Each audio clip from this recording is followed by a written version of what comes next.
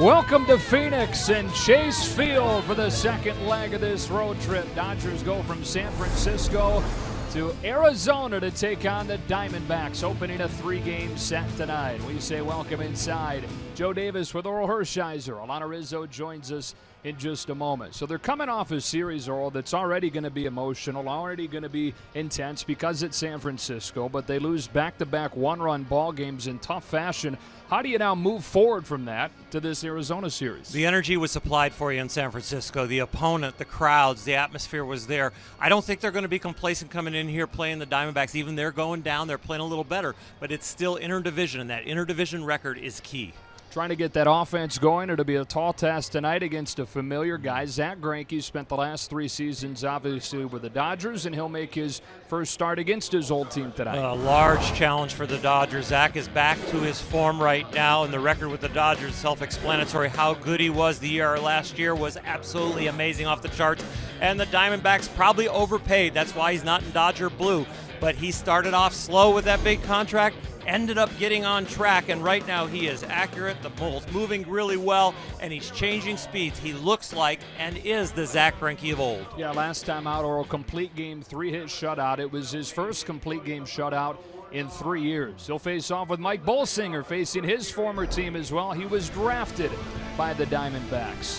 When we come back, Alana Rizzo takes us inside these close games the Dodgers have been playing so frequently this season. And first pitch in just a bit.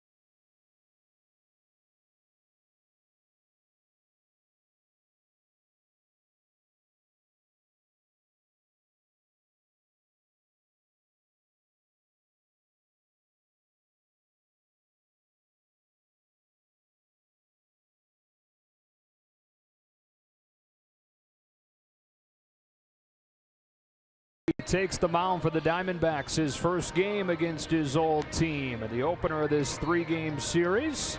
With the roof open here at Chase Field. When it's below 100 degrees, they open it up. 97 the game time temperature. And they opened it up just a moment ago.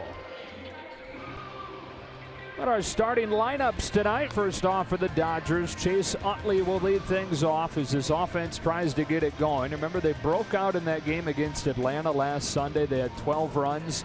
The 6 games since then, they've scored only 13 runs total. Seager out of that 2 spot. Justin Turner and Adrian Gonzalez 3 and 4. Trace Thompson seems to have settled into the 5 hole. Then it's Peterson, Grandal, and Van Slyke in front of Mike Bolsinger. Zach Greinke gave up 7 runs in his debut with the Diamondbacks. He gave up 7 runs again against St. Louis a couple of weeks later, but since then 6-2 with an ERA of 2.5. And Dodger fans know that Zach Greinke's command is immaculate. In those early outings, he was about 2 balls off outside or inside or up or down, but he is zoned in and is hitting the corners again. It'll be a big challenge here today. Throwing a little bit more sliders because of the atmosphere here in Arizona. The curveball doesn't break as much, and the changeup is still firm, and the bottom drops out of it. None of the players in the Dodgers lineup, Chase Utley has had the best success against Greinke in their matchups. And away we go with ball 1. Our closed captioning tonight is brought to you by Shumash Casino, where we are all about you. It's good to see Utley last night with the 3 hits. He had 3 hits total in the first 8 games here in June before those 3 knocks against San Francisco and the 2-1 loss. The Dodgers want to move him around here tonight. Those 3 knocks over there, he was on first base, and that's where he was stranded. Greinke home with a 2-1, and Utley taking just outside. Tight zone, at least on that outside part so far for Carlos Torres. 2 balls and 1 strike. Greinke coming off a complete game 3-hit shutout against the Rays last Tuesday. First time that he'd had a complete game shutout since his first year in a Dodger uniform back in 2013. There's that changeup. You read 87 miles an hour, but he throws it as hard as he can. Really, the grip is about, yes, taking off a little velocity, but it's really more about throwing a ball that moves and has the spin so it drops that much. On 2-2. Utley takes strike 3 over the inside corner. Greinke starts his night with a strikeout. And the defense around him is keyed by this guy, Nick Ahmed, and folks around here think he's as good of a shortstop as there is in baseball. He is elite, and before every game, every day in the offseason, he does something with his brothers. He does 3 drills. He does a drill where he's on his knees like Ozzie Smith used to take ground balls. He does a 1-hop drill where he barehands the ball, and he does a barehand pickup ball too. Corey Seager fouls off the first one, strike 1. Picks it up with the glove hand, bare hand, picks it up with the bare hand that he throws with bare hand, and he does also from his knees, and he is really, really good out there.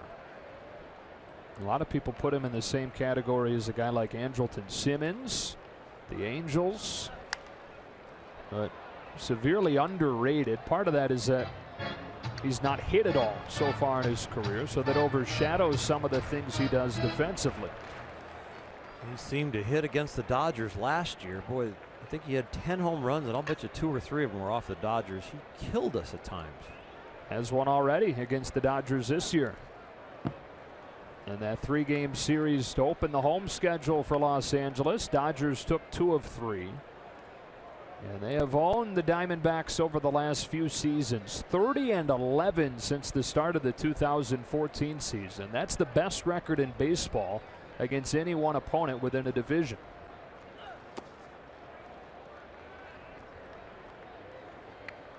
The Dodgers looking to get well here in Arizona. Lose 2 out of 3 up there to San Francisco, and that's huge when you're in your division, especially somebody you're chasing. If they could have squeaked out some of those victories, they could only have been 1 game behind the Giants.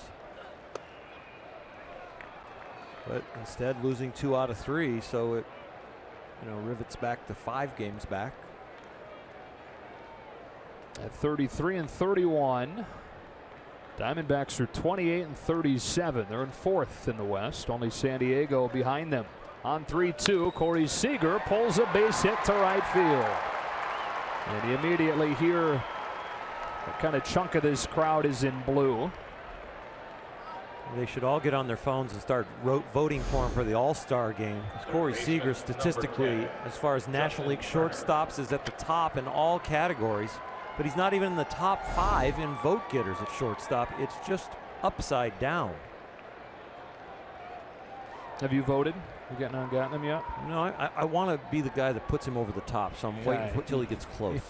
You want the clinching vote? Yeah, all you fans vote for him, and I want to be right there in the last 35. So 1-out single brings up Justin Turner. And Turner cranks a fly ball in the air to center. Back on it, Peralta at the wall. And it bangs off that center field wall. Seager's headed for the plate. And Justin Turner has an RBI single to start the scoring.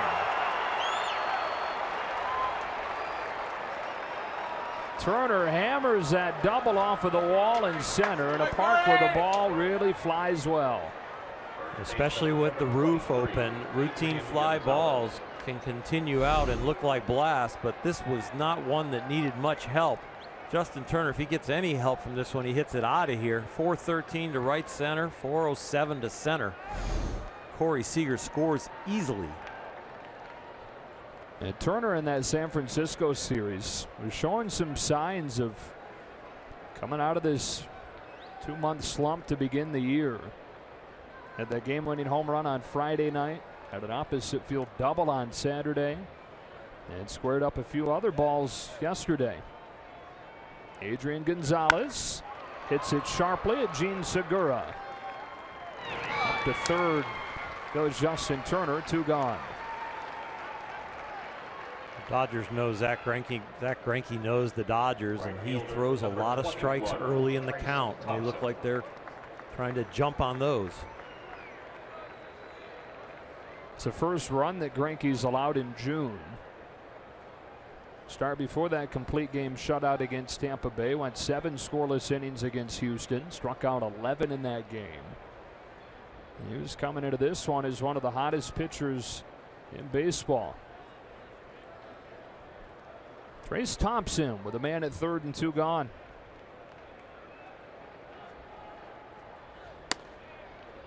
Strike 1. When you throw as many strikes as Zach does, just like Clayton Kershaw, they need to be quality ones because the hitters with the scouting reports will get aggressive because of all the strikes. So he needs to live by the corners. Nice stop by Castillo to hold Turner down at third. 1 ball and 1 strike on Thompson. Slider right here. Zach throwing more of those here in Arizona than he did in LA.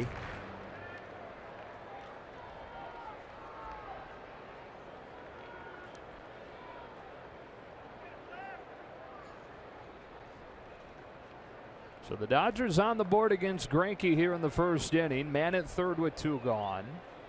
And his 1-1 to Trace Thompson. Thompson hitting .269. Had 3 hits in the San Francisco series and #1 in baseball among rookies in several categories. Gone from a guy that needed an injury to make the roster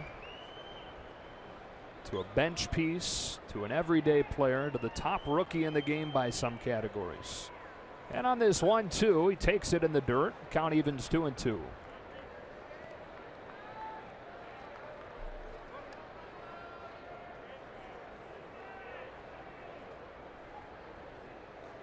It's a big run to try and pick up off of Zach Greinke. He's the kind of pitcher that, you know, you want to get him early because once he gets zoned in on what's working and how he's going to command it, we've seen him have rough innings early and then really shut teams down.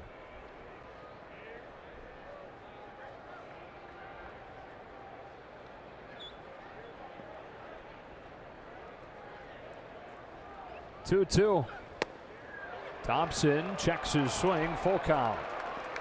They are living away with Trace right now on the corner and just off the edge. Trace with really good plate coverage can cover that outside pitch, but I think they're just pitching away from his power. The inner half of the plate's where he's hit most of his home runs.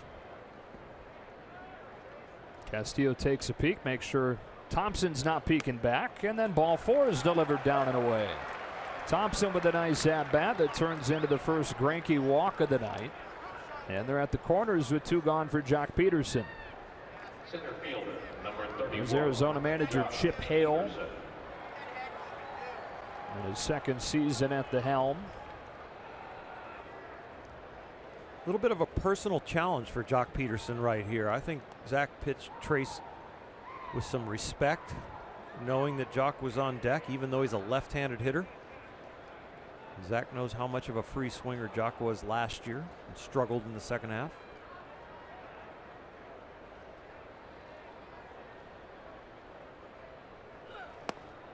Homered yesterday for the lone Dodger run. Was it officially a McCovey Cove splash? I know they won't put it on the board because it wasn't a giant, but I think it cleared everything. Yeah. What I was watching. Had a 2-hit game yesterday, had at least 1 hit in all 3 games over the weekend.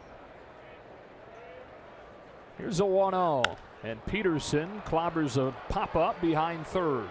Jake Lamb goes back to make the play to finish the first inning. But Justin Turner hammers a fly ball to center to bring home Corey Seager with a double. The Dodgers get one against Greinke before Mike Bolsinger even takes the ball.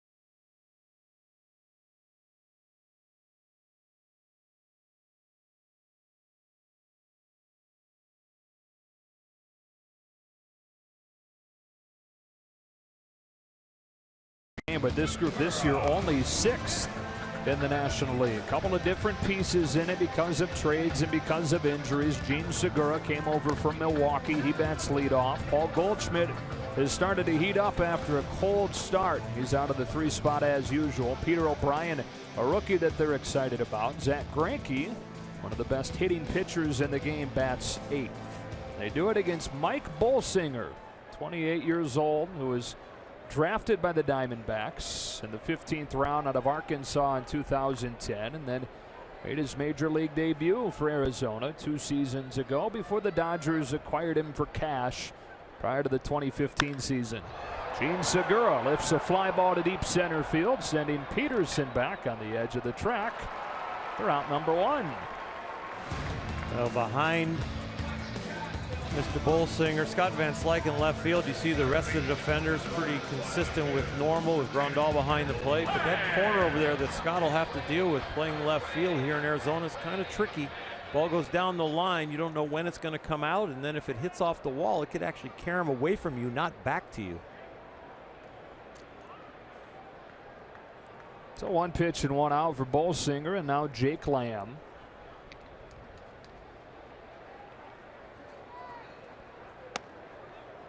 who's having a solid season for the Diamondbacks. The average at 262 doesn't really tell the whole story. A guy who's always been a solid third baseman and always had the ability to hit, but just now really starting to turn it on here in his third major league season. And with the loss of A.J. Pollock, they are looking for someone to really pick up at the top of this order, get on, score runs. They need some of these other bats in Arizona to wake up. That has been a really disappointing season so far for Arizona. They won back-to-back games over the weekend against Miami. It was only the third time in the last month plus that they put together back-to-back wins. On 2-1. Lamb cuts through it, 2-2. That's very disheartening for a team. Just even the feeling coming out of San Francisco as the Dodgers left, the frustration that you feel when you play some games you feel like you should win, and then not being able to put it over the top or not being able to even put one in the books that where you're ahead. It really, you have to battle your emotions. Bolsinger to Lamb with a 2-2. And a high line drive to right. Thompson moves over to make the play. So 2 up and 2 down, and up comes Paul Goldschmidt. Brings us to our Coors Light cold hard facts. He's gotten better and better as the season has gone on. You go back to mid-May, and his average was not looking very good, but since May 26th, he's hitting .393 to lead the National League. When the rest of your team is not hitting and you have Goldschmidt's resume, you're not going to get many pitches to hit. And I think he was expanding the zone a little bit more, trying to bring the production in, even though he wasn't getting the pitches. And that can lead to some slumps. And one way to get right back in it is to prove to the league that you won't chase. And I think he's a little bit more disciplined right now. He's hitting .240 before this recent stretch where he's leading the National League. And he drills a fly ball to right center field. Peterson back at the wall, leaps up, and he's done it again to the Dodgers. His 23rd home run against Los Angeles ties the game at 1.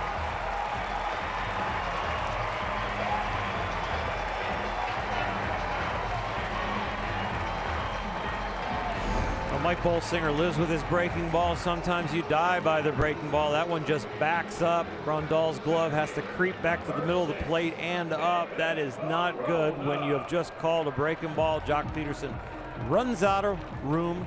It's out there near the pool deck. Like it startled some people out there. Goldschmidt with his 23rd career home run against the Dodgers, which is the most of any active player. He came into the game tied with Matt Holliday, who faced the Dodgers for so many years while he was with the Rockies. David Peralta hitting cleanup tonight, waits on this 1-0. Strike one.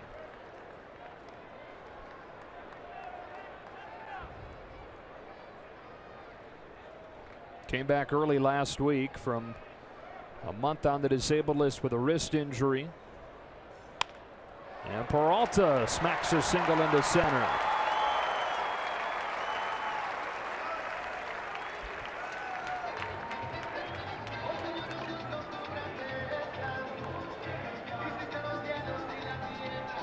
Mike Bolsinger's best pitch this year is his slider.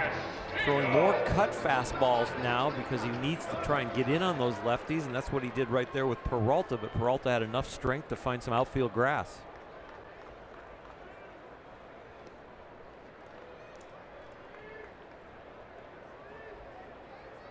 So back-to-back 2-out hits. Wellington Castillo comes up and takes strike one.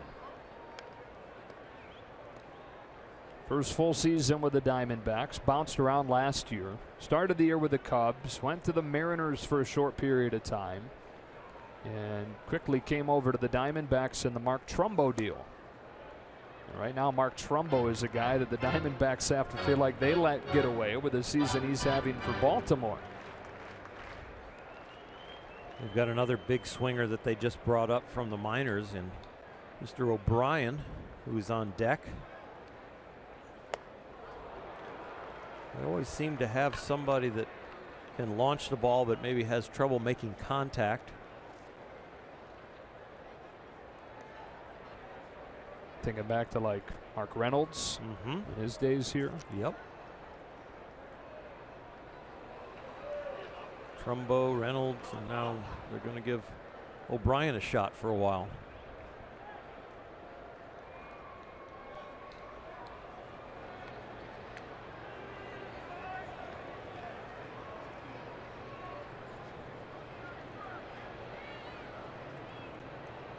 Segura flied out to start the inning. Lamb lined out. Goldschmidt homered. Peralta singled. And now Wellington Castillo strikes out. So Bolsinger gets his first K of the night, but Paul Goldschmidt ties the game with a home run.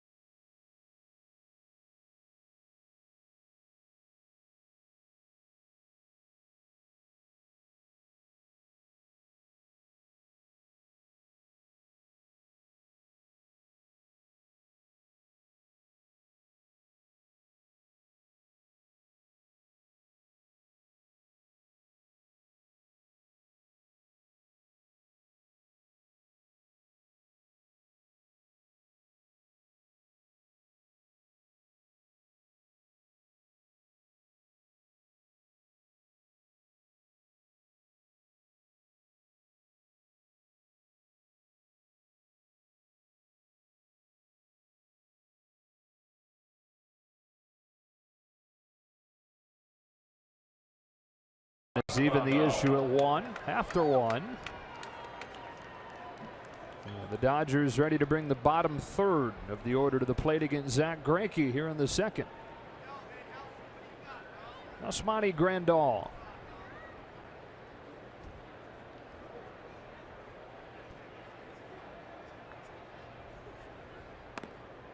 So you had faced your former teams before. How about facing former catchers of yours? It's very interesting because pretty much they know you're not going to hit them. So I think you needed to pitch in a little bit more to your former team. Grandal with a fly ball to right center field. Tomas is there for out number 1. I think you need to show your former team that the relationship is officially over. And I don't mean hitting anybody, but really just kind of pitching in there a little bit more, slightly off the plate, making sure that they're not so comfortable that they turn the outside corner into the middle of the plate because they know they're going against a friend and an ex-teammate.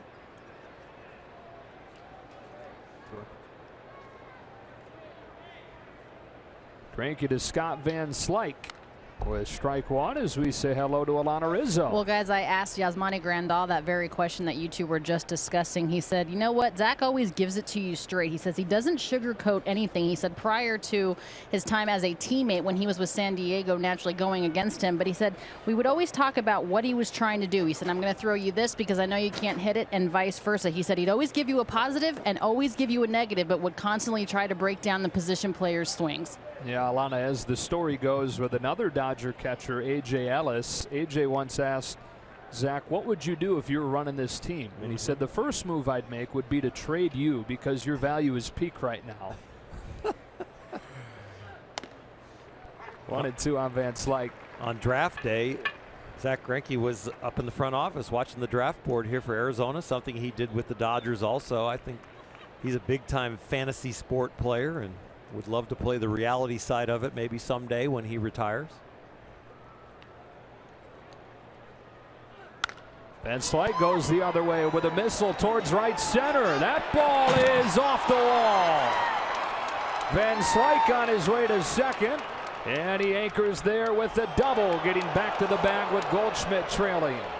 Van Slyke with his first hit since before going on the disabled list when he doubled in San Francisco on the opening road trip of the year. Got a little upset with himself, thinking maybe he could have got 3, especially with 1 out. Cutter high and away, does a nice job getting on top of, and just absolutely crushes it out there. Misses a home run by a couple of feet. Tomas rolling around out there in the outfield off the fence. Almost a triple, but a sure double. Greinke wants to talk to his current catcher, Wellington Castillo. Tomas checking that elbow after banging into the wall. Outfield defense has been an issue for the Diamondbacks this season when it was a strength last year. They had Ender Inciarte playing one of the corner spots. They had A.J. Pollock in center. Well, Inciarte was traded to Atlanta in the Shelby Miller deal, and A.J. Pollock lost for the season right before the season with an elbow injury.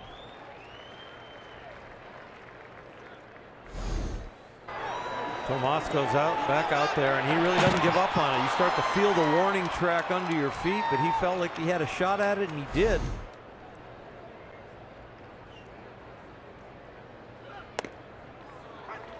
Oh, 0-2 on Mike Bolsinger.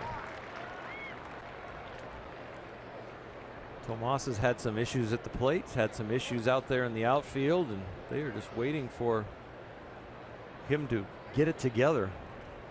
Getting playing time really probably because of the financial commitment they've made to him, not what he has shown on the field as of late.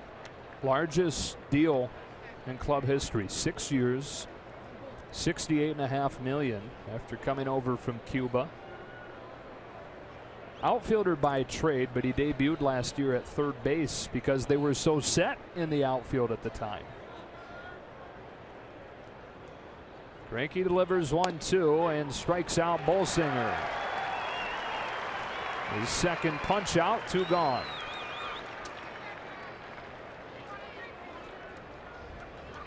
First place open. Chase Utley has a history with Zach.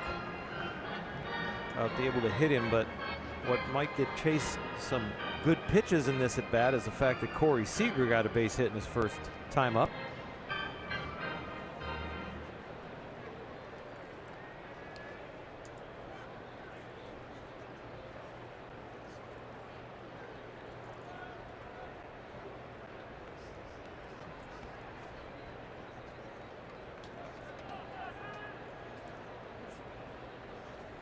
Each team with a run in the first.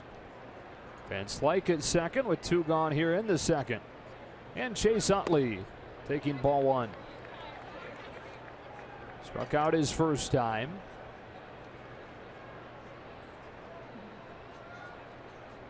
Couple of veterans going at it here. Long-time Philadelphia Philly. Second season in a Dodger uniform. He's been such an important piece for this Dodger lineup this year. As the starting second baseman and the leadoff man, a spot in the order that really, after Andre Ethier went down during spring training, was a question mark right up until everybody saw Dave Roberts' opening day lineup.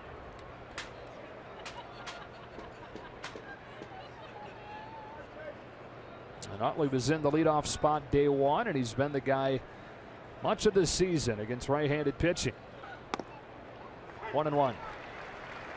It's nice to see Andre Ethier around here today. That's right. Doing most of his rehab in Arizona. Well, he got to come over here and had the gray uni on, was out and about with his teammates, wishing he was healthy. Still not quite yet running. He's supposed to have more testing done before long. Utley smacks it back to the mound, and the former Gold Glover Greinke picks it up and throws Utley out to finish the second. Tied at 1 as we go to the bottom half in Phoenix.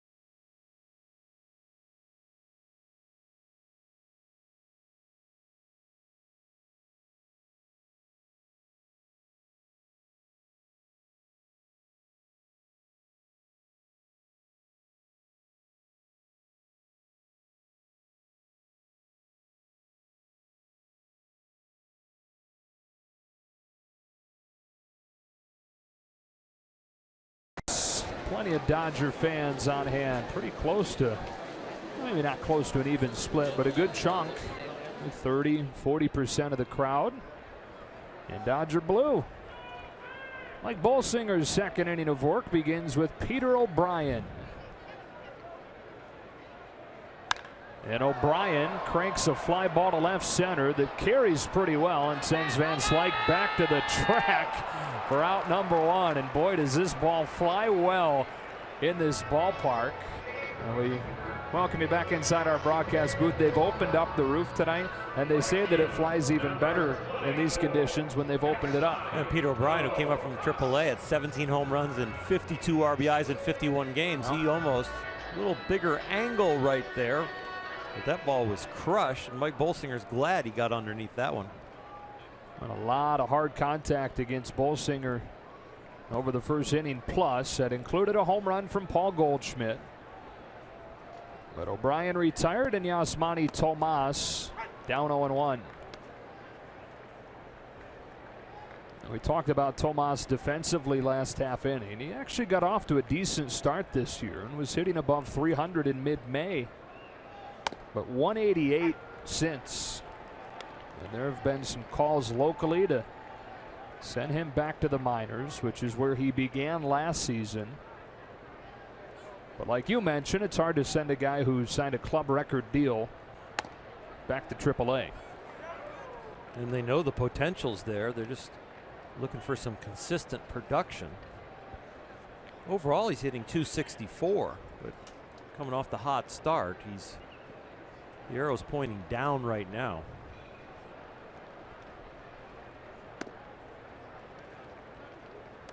This is such a production level, and the frustration from the fans, from management, from anybody can really start to mount when you don't produce consistently.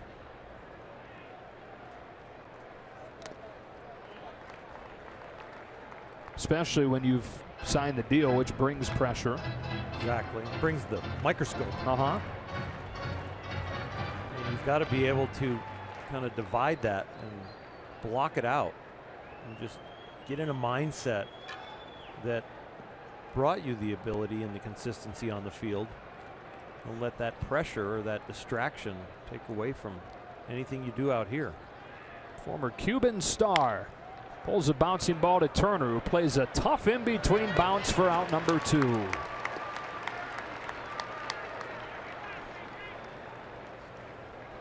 Well, Morongo Casino and Resort slow-mo cam. And that ball had topspin. Justin Turner had to play that. A lot of ground balls have backspin. Some of them have topspin, but that one really was a tough one to read because the last hop was a long one off the dirt. Justin did a great job staying with it. And I know Morongo appreciates Justin's play down there with their slow-mo cam. And Zach Greinke hearing it from the Dodger fans. And he lifts the fly ball to center. Jock goes back on it at the wall, and he's got it to finish the inning. Zach Greinke, one of the best hitting pitchers in a long time. And he jumped on the first Bolsinger pitch and flied to the wall in center. Little hanging breaking ball. Zach gets into it, but the 407 out in center, and Jock Peterson captures it.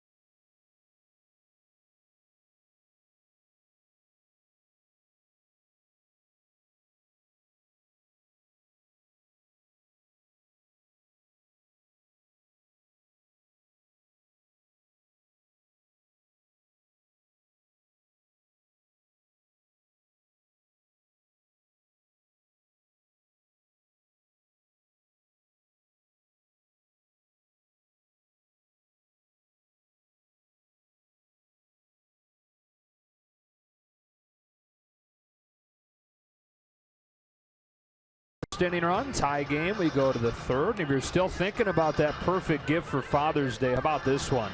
This Sunday, tickets are on sale right now, Oral, and discounted up to 60% for the next 48 hours. First 40,000 fans in attendance on Father's Day get Dodgers boxers, compliments of Chef Marito's seasonings. Be sure to stay after the game, and this is the special part here. You get to play catch on the field with your family. That sale ends Wednesday at 5 o'clock. Go to Dodgers.com/Father's Day. Playing catch with your dad on the field is an unbelievable memory. And our partner, Nomar Garcia-Parra, his favorite memory in all the big leagues was the last day he was a Dodger, coming to the stadium to pack his bag and take it home. Asked his dad to come with him. He goes, "Why do you want me to come with me? I just want you to come in, pack the bag, see the stadium." After he got done packing his locker up, grabbed 2 gloves and a ball, and he said, "Dad, I invited you out here because I wanted to play catch with you on the field." And it is, I remember coming home from school and taking chalk out to the sidewalk and coloring a rubber and then coloring a home plate and waiting for my dad to get home from work. And Dad usually wouldn't even go inside. He'd pull the car up, he'd take his sport coat off or have it off already, undo his tie, roll up his shirt sleeves, grab the gloves, and we'd go right to the sidewalk and play catch. He wouldn't even go inside. 1 ball and 2 strikes on Corey Seager, who takes it low, 2-2. Now Corey's father raised 3 professional baseball players. Of course, his brother Kyle, an all-star in Seattle. His other brother Justin is in the Seattle minor league system.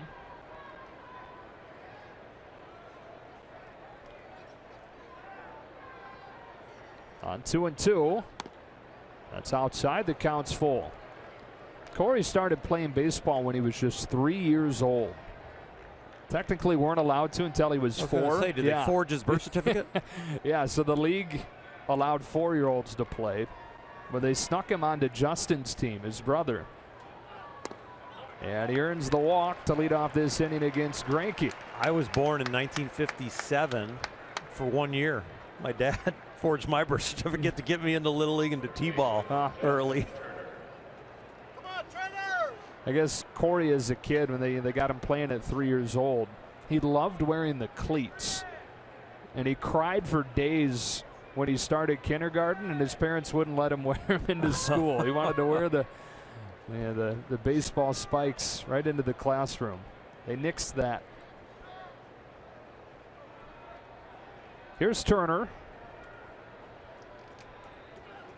And Turner swats a line drive to center. Another base hit for him. Seager took an aggressive turn, but holds on Peralta's throw. And Justin Turner perhaps turning a corner on this road trip. Coming in but misses away, and Justin loves that. You see the extension he gets. Great rhythm and timing with foot strike. Corey Seager made a nice decision not going to third.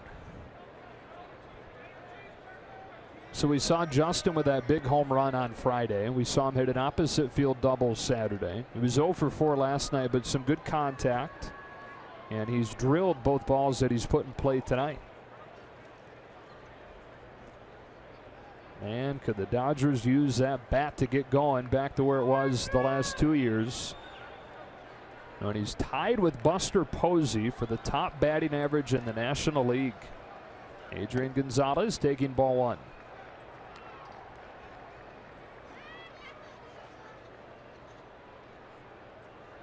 Hitting with runners in scoring position. That's been pretty much the Dodgers slump of late. The last 6 games haven't scored more than 4 runs in a game.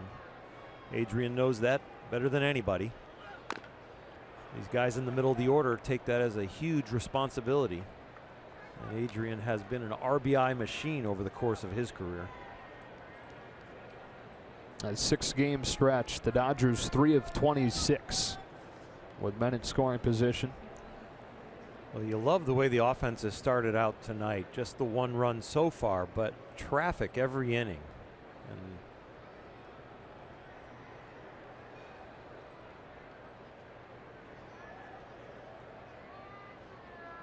And was a 1-1, and Gonzalez taps it foul, 1-2.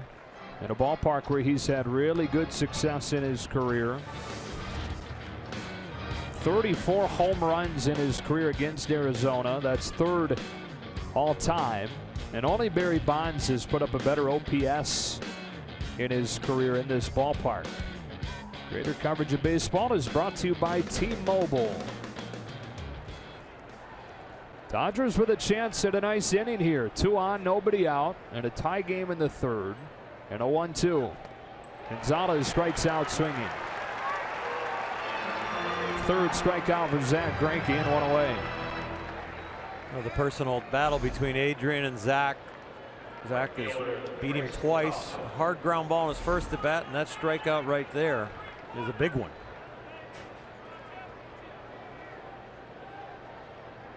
Brings up Trace Thompson, who walked his first time.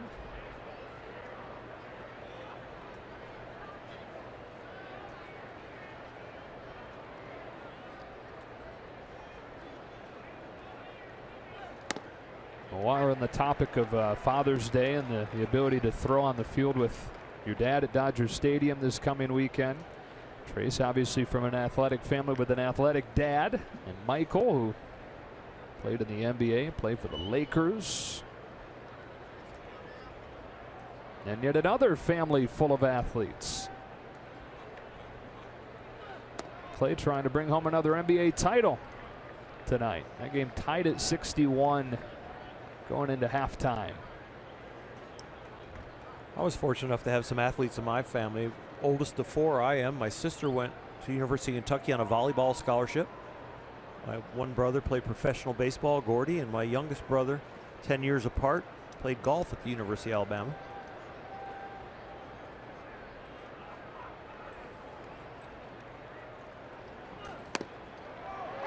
Generous outside corner strike, 1-2. We were talking with Dave Roberts over the weekend about Trace Thompson and his family's influence. Dave said that he thinks that in the big spots, and we've seen Trace succeed time and time again in the big spots this year, he's not just hoping to succeed, he expects to succeed because that's kind of been the family way. That is a rare thing for a guy with as little experience as Trace has at this level.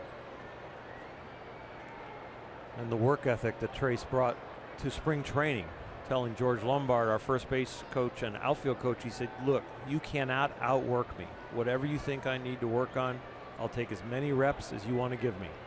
How nice is that for a coach? Great for a coach, and I think a lot to do with Trace's upbringing of once you make it, you really haven't made it. You want to try to improve every day, even though you're still in the big leagues. And that was one of the lessons I learned from Bert Hooton when I used to commute with him as a young Dodger. Bert's like, you know, what do you think about being here? And I said, oh, this is great. He goes, well, it's harder to stay here than to get here, because the target's on your back now. Everybody in the minors, every GM is looking for help all the time. You're competing against all of baseball to keep your job.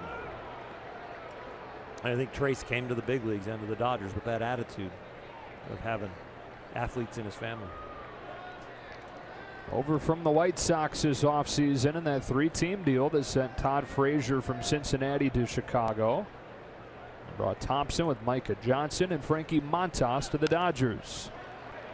Frankie Montas, by the way, doing big things in the minors right now. He had that rib surgery during spring training, and that set him back some. Initially, the plan was for him to come out of the bullpen at some point with a fastball that would touch 100, but I'm starting to stretch him out to perhaps help this big league rotation. Well, he could slip into a long role in the bullpen. He could slip into a 7th, 8th inning, 6th inning guy, or stretch him out enough. He shows he can get around the order 3 times. He'll be a starter. Thompson can't lay off on 2-2. And Greinke has back-to-back Ks after the first 2 reach for the Dodgers. I think Trace is saying, I don't know it was a strike, but I didn't swing.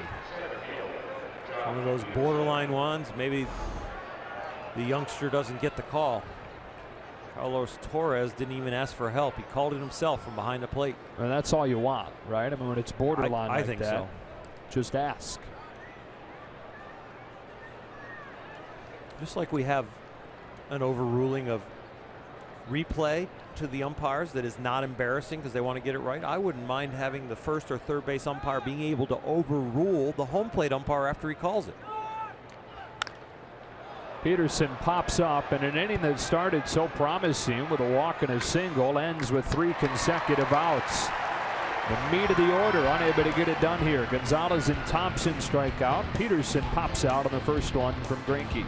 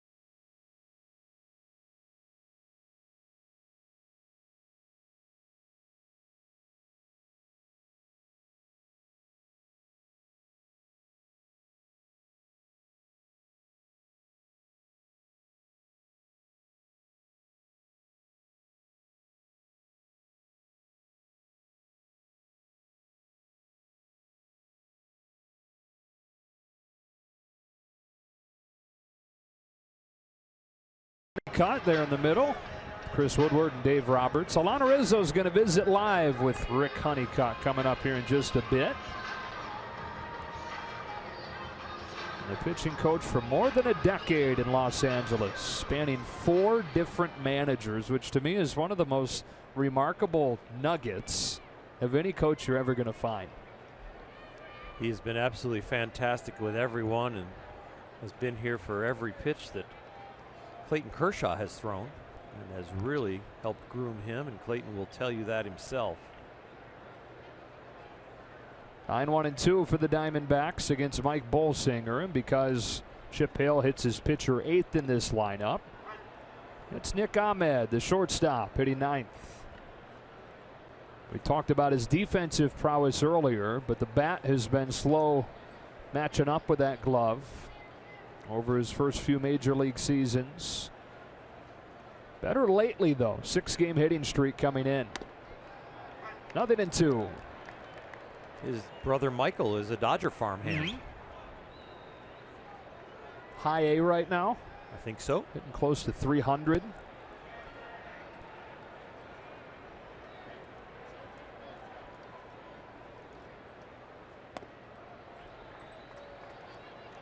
I read that they played against each other once in college while Nick was at UConn and Michael was at the College of Holy Cross, and they played to a 16-inning tie. I wonder if the parents were present at the game watching all 16 innings, hoping the brothers would tie. Yeah, right. They got the outcome that they dreamed of but thought that they'd never see.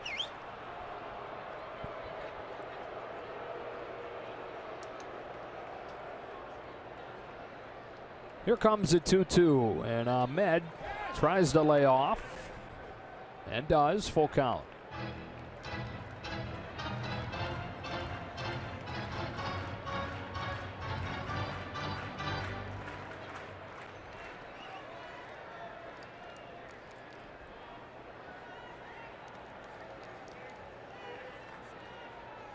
Bolsinger against the team that drafted him out of Arkansas. Got ahead of him 0-2, 3 consecutive balls, so now a payoff. And he got him. Ahmed strikes out swinging. Second punch out of the game for Bolsinger, and one gone in the third. Mike Bolsinger throws the 3-2 curveball, wants it away, but it's sharp. It breaks. It starts in the middle of the plate. He wanted to start in the middle, go to the left, but instead it broke sharp and went to the right. Got him. Second time through the order now. Gene Segura.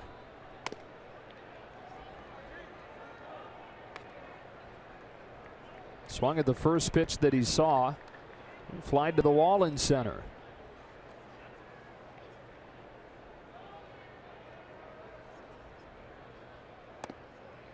Breaking ball, 1-1.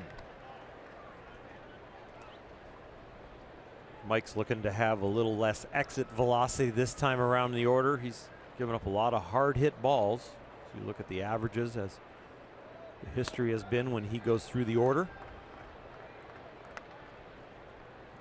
That's been one of the big problems for him. He was solid again in his last start over the first few innings, but then in the sixth gave up that 3-run home run to Trevor Story. 2-2 on Segura. Yeah, it's been a problem throughout his career, the deeper into games he goes. Well, his best tool are his two breaking balls, the cutter slash slider and the curveball. And I think what happens is that the hitters start to pick up on the spin and how much it's breaking tonight, and they start to catch up on him. And so then fastball command becomes a key issue in the second and third time around the order, because he now has to get them off of the breaking ball with some well-located fastballs, because he's not going to light up a radar gun. He's 88 miles an hour, maybe 89 sometimes. So it's really about location and changing speeds and sharp breaks, and the location seems to disappear as he gets deeper into his pitch count. Segura checks on Seager at short. And he's even admitted that sometimes later in games he probably tries a little bit too hard, and compared it to a golf swing where, you know, when you're really trying to hit it hard, you typically don't hit it squarely. He said he has felt some times where he's tried really hard to spin these off-speed pitches late in games, and they don't do anything as a result. And when you go to throw a better curveball than the last one, a lot of times that's when you throw the hanger. You know, you can only throw it so good. You can't throw it better after you throw the one that's almost your best. And it's better just to try and duplicate it, not try and throw a better one. Jake Lamb lifts a fly ball to left center. Van Slyke on the move, and that ball puts Arizona in front. Lamb's 12th of the season.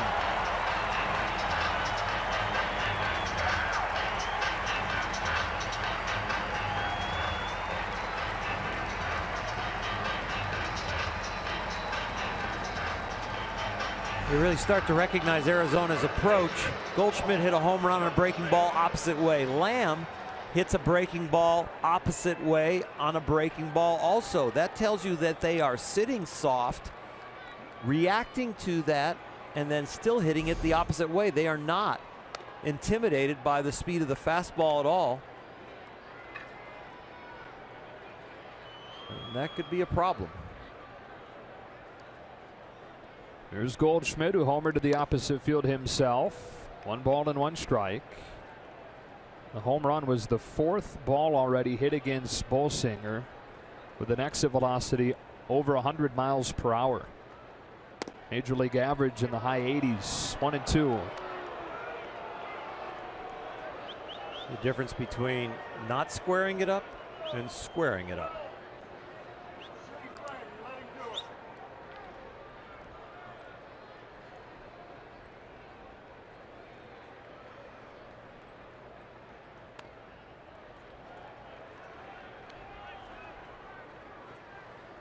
There's 2 out home runs. It's almost in the dugout in both innings, in the first and in the third, and 2 outs got him.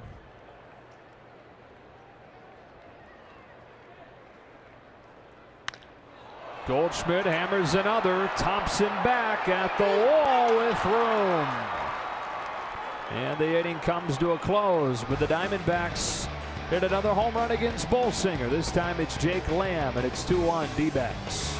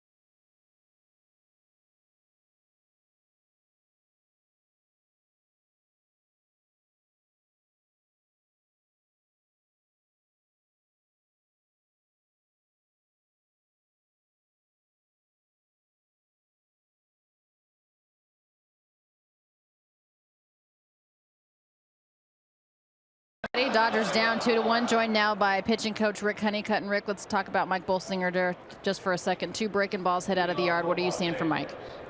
Yeah, you know, Mike's it's been a little bit good and bad. I mean, the one to Goldsmith stayed in the middle. A couple of them early stayed in the middle. Pitch to Lamb actually was fairly located away. I mean, it was a good swing there, but he's using his fastball more. We need him to keep mixing and matching. Greinke, strange to see him on the other side? Yeah, after having him, but seeing him do his thing, and you know, our guys so far have had a pretty good approach against him. What is that best approach against him?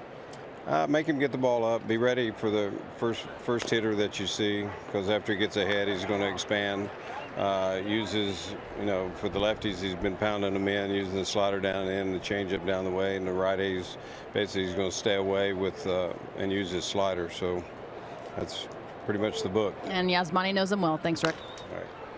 All right, thanks, Solana. We appreciate Rick Honeycutt taking some time to join her.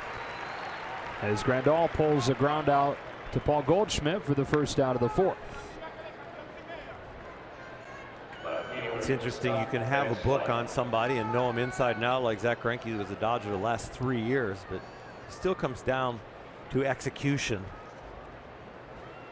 Such a relationship game up here in the big leagues, because you just don't move on to the next level. You're stuck here the rest of your life if you get the pleasure of playing here, and you get to play against the same guys for a long time. It's a cat and mouse game and execution game.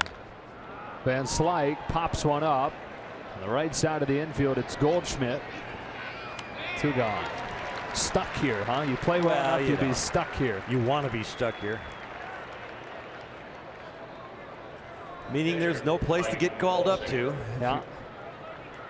If you're Max Scherzer or Clayton Kershaw or Mike Trout, you just can't go up to above the big leagues. You got to stay here and dominate.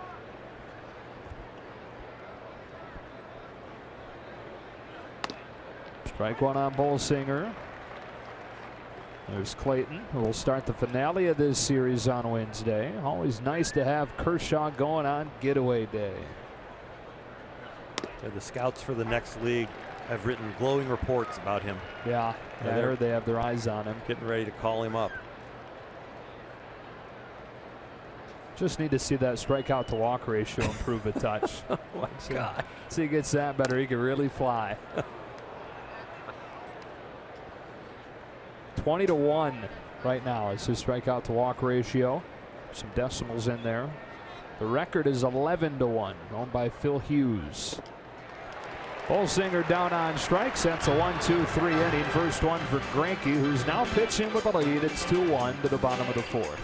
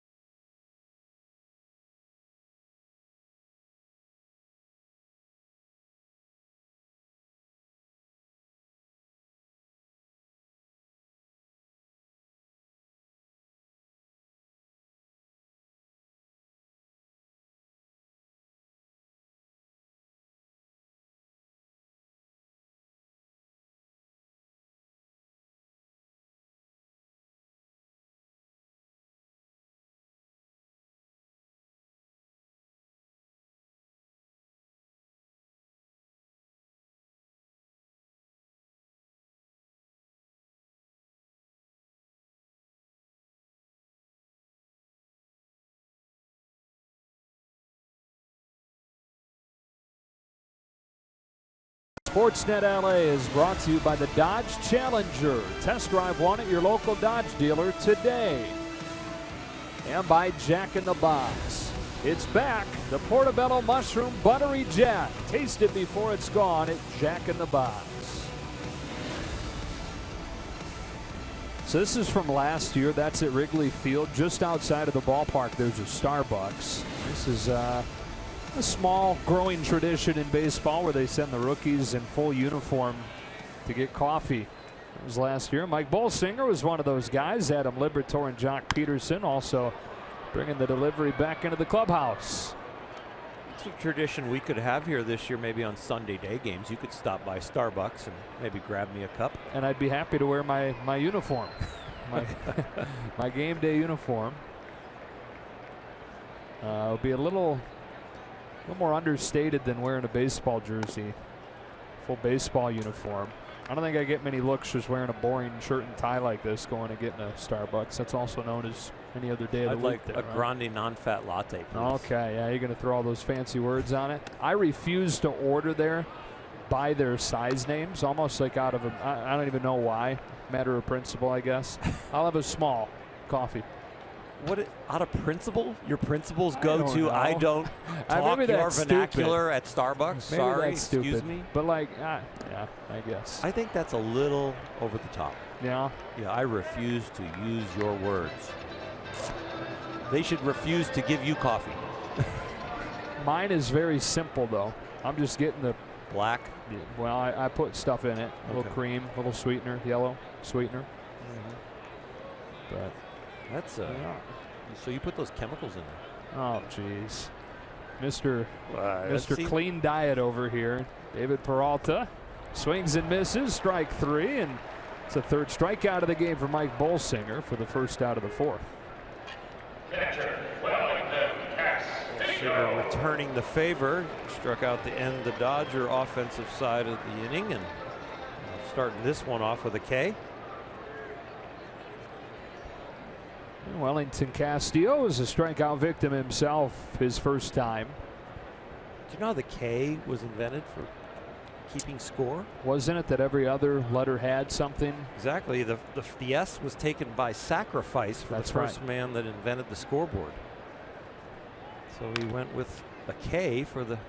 Invented the scoreboard or the scorebook? I think it was the scoreboard at first. I thought it was a newspaper writer who was tracking games for his scorebook. You're going to have to give me a moment, because I read the article and I copied it to myself to my email.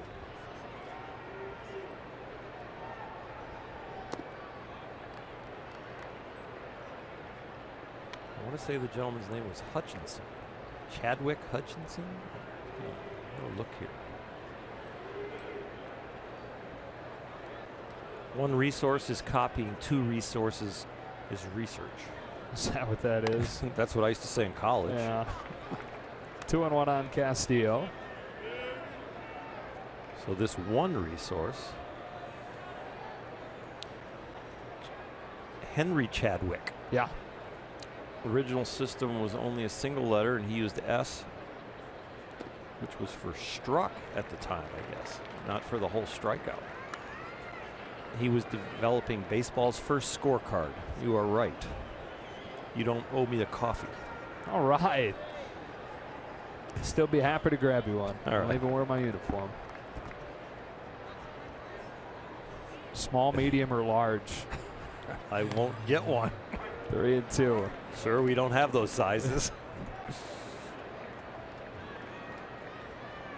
Everybody's got their own way of keeping score now. The same general principles. Strike three called.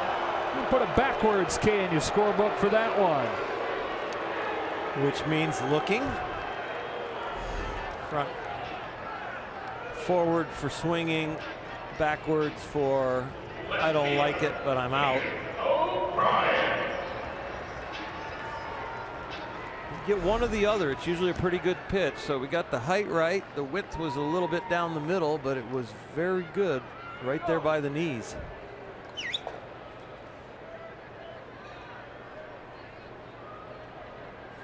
Here's Peter O'Brien, who swung at the first pitch that he saw from Bolsinger his first time up. And flied out to the wall and left.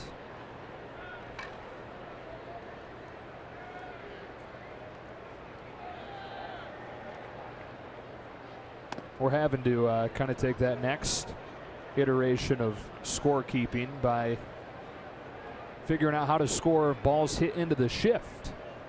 Yep. I've got the @ sign on my book a lot. Okay.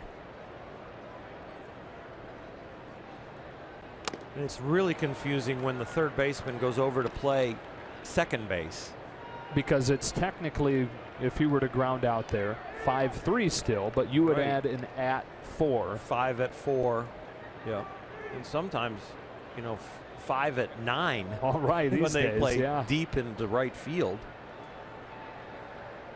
And they like to leave the shortstop home because he's used to being over there on that side of the infield and usually has the most range. So you're leaving him over there all by himself. So I just shift all 4, but leave Corey Seager in the right place and take Justin Turner and put him over there between Adrian and Chase, or Chase move over against Adrian still and put Justin up the middle, depending on what they think as far as arm strength and who might execute the double play. Usually keep the second baseman near the bag.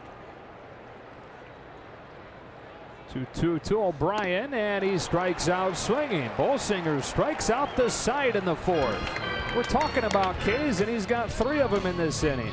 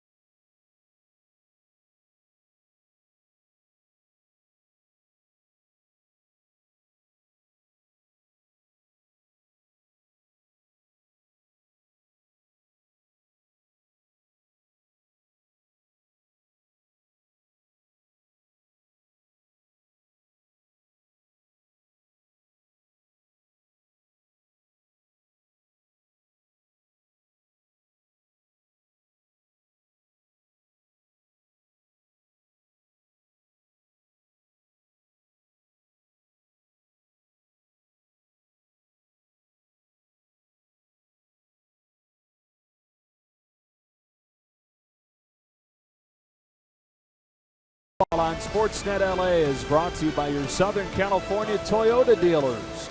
Toyota's Summer Drive sales event is going on now, where you can save big on the all-new Prius.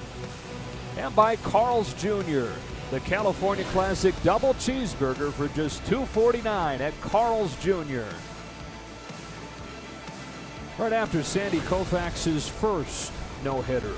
First of 4 consecutive years that he'd throw one. Capped it off with a perfect game in 1965 against the Chicago Cubs in that famous 1-0 game where Bob Henley was nearly as good on the other side for the Cubs, but lost in history.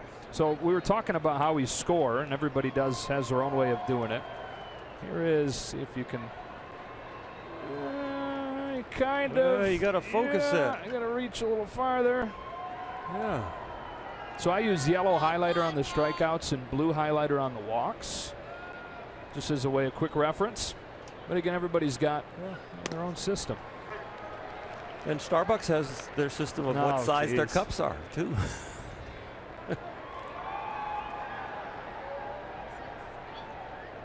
Alana, you're always keeping score as well. You have a system of your own down there? Yeah, I think it's a matter of preference. I mean, I was taught by somebody, but you kind of tweak it the way you like it. Yellow means it's a hit. The dots mean it's an RBI. Of course, backwards K, forwards K. We all know that. I do the thing that you guys do with the shift as well. If someone's over, like a ground out at some place that they're not normally supposed to be. So Just whatever your preference is. And if it's a good defensive play, I star. New pitchers a circle. Pinch hitters a square. All right. Very nice. Oral, you want to show us yours? No. All right. But pretty much the same system Alana uses. That seems to be the smarter of the two systems. Okay. No, mine's okay. Mine's pretty neat. Solid. All blue pen. All blue. Of course it's going to be blue Dodger pen. blue. I like it. Greinke's 1-2 to Chase Utley is just outside, and it's 2-2.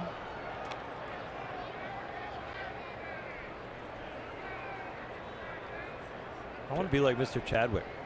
I want to say I got to invent the @ with this scorekeeper.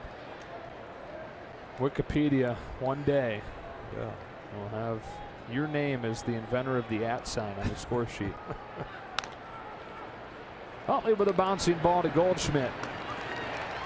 And Greinke covering first, one away. 5 strikeouts so far for Greinke. He's walked 2.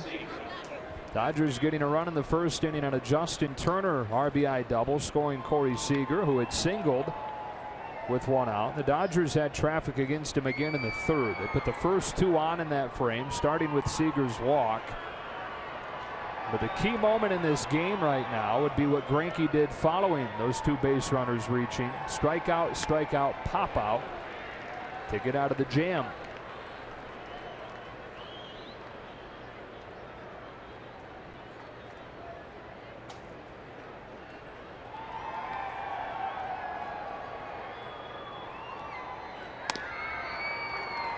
Oh, and 2.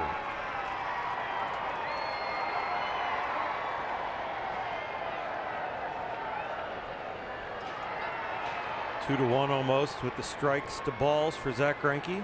Pretty typical for him.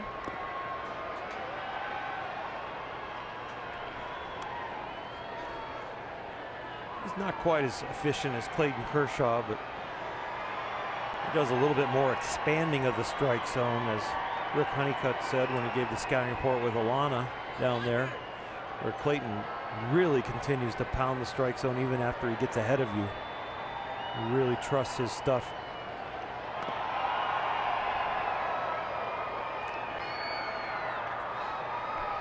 What a duo they made the last few seasons.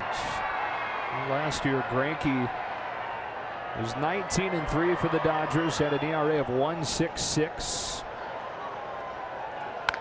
Seager with a high drive, deep right center field, a no-doubt shot to tie the game at 2.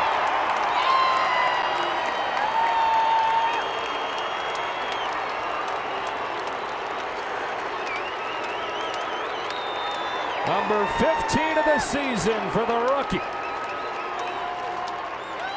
Now only 1 behind Trevor Story of Colorado, who has 16 home runs.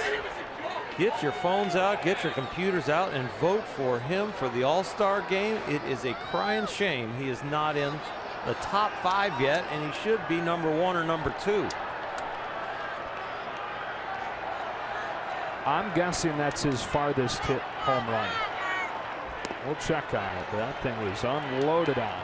Strike 1 on Justin Turner. I think that'll be yellow in Alana's scorebook. I might have to dig back into the pencil bag and find a new color for it. 440 feet. Whoa. Is the initial StatCast reading.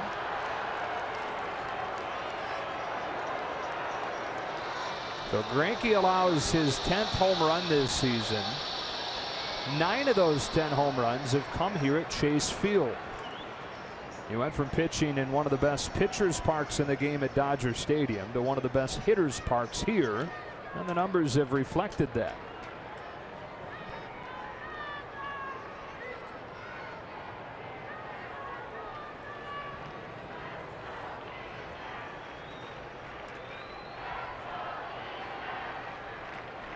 Justin Turner's looked good on this trip. Another couple of hits tonight. He's ahead of Greinke 2-1. Here it comes. And a hanging breaking ball lifted to deep left field. At the wall, it is caught. O'Brien goes up and pulls it in.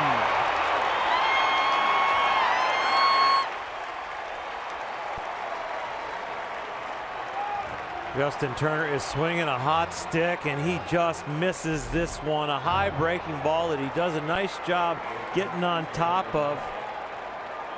And this ball is usually an adventure for Peter O'Brien. Not the best with the leather, but it turned out to be an adventure for the Dodger bench and for Zach Greinke. Clayton Kershaw trying to help it. He got caught up there right by the yellow line. Now Gonzalez with a fly ball to center. This one less adventuresome. And David Peralta's got it to end the inning. But the Dodgers have tied the game at 2 on Corey Seager's team-leading 15th home run of the season. 440 feet against Greinke.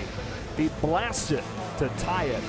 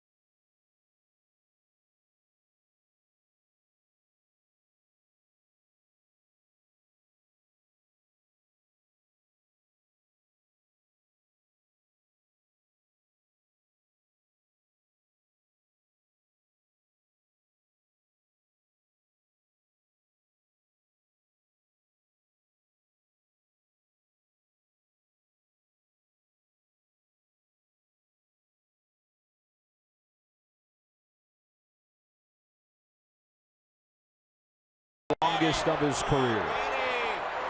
It is really special to watch a young player really blossom before our eyes. Last September, the playoffs, hitting anywhere from 2nd in the order to 5th in the order, settling in the number 2 hole right now. But he has the power of a 4-hitter, the speed as somebody who can hit at the top of the lineup, and he looks like he's going to really hit for average too. So he's got all the tools and is showing them off here at the big league level.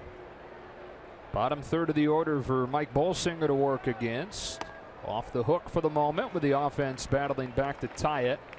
And 1-1 on Yasmani Tomas. You mentioned that Corey Seager is now within 1 home run of Trevor Story for the rookie lead, for the shortstop lead. 2 of Story's home runs, his first 2 in fact. Here's another towering drive back to left. Van Slyke back into the wall, and he's got room. Oh, jeez. Anyways, first 2 that Story hit were against Greinke here on opening day. High breaking ball. Seems like we're saying that both for Zach Greinke and Mike Bolsinger. And when you hang them, they bang them. Unfortunately, this one was not loud enough to get out of here.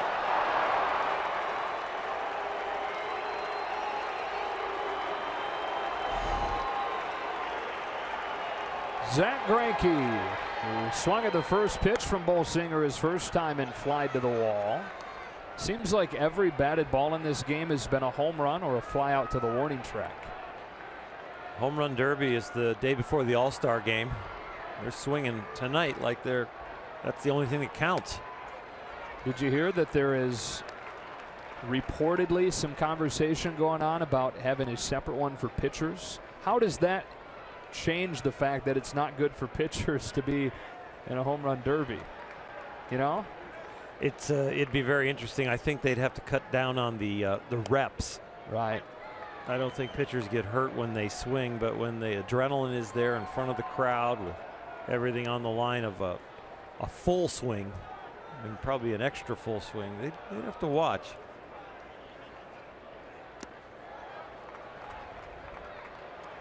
Of course, the conversation all kind of started because Madison Bumgarner said that he would be interested in being in the actual home run derby. I figure there's any way the Giants let him do that, right? I wouldn't think so. No. I think Bruce Bochy has already floated some comments of saying, I don't think we'd allow that. 3-2 on Greinke, who's headed down towards first.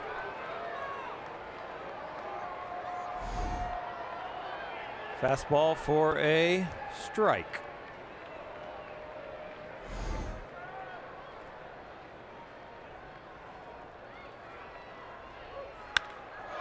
Stroke to center, base hit to Greinke.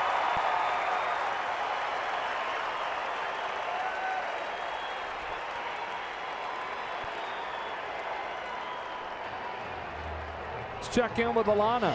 Well, Joe, as you mentioned, Madison Bumgarner starting that conversation, but Jake Arrieta also interested in throwing his hat into the ring. Don Mattingly commenting earlier today, too, that if Jose Fernandez wanted to do it, he would not be in favor of his ace participating in the home run derby. I doubt very seriously Dave Roberts would really want Clayton Kershaw to do it either. Yeah, I wouldn't think that there'd be many managers that would be okay with it. I couldn't not see. Worth it. Fernando Valenzuela would have wanted to do it in our day, and I think Darren Dreifert, great hitter as a pitcher.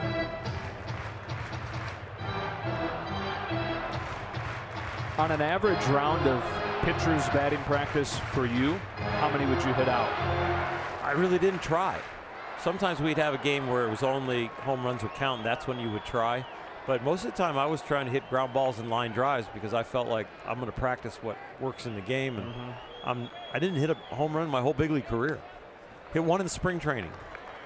And my mom, God rest her soul, went out in spring training and got the ball from the little guy, promised him 2 autograph balls, came to our bench, yelling over the bench, Oral, I need a couple autograph balls. I got your home run ball. I'm like, That's Mom, awesome. I'm pitching in a big league spring training game. The whole bench is cracking up. And that is awesome. so I got the bat and the ball from my only home run at a big league level game. Okay. But not in the big leagues. And Mom was awesome.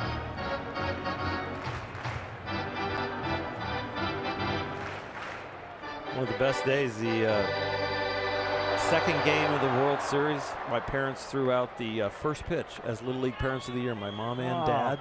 And I happened to throw a 3-hit shutout and get 3 hits. It was like almost the best day you can have in the big leagues. Isn't it amazing how a lot of players' best days have something to do with their parents? You told the story earlier about Nomar and his day with his father. Yep.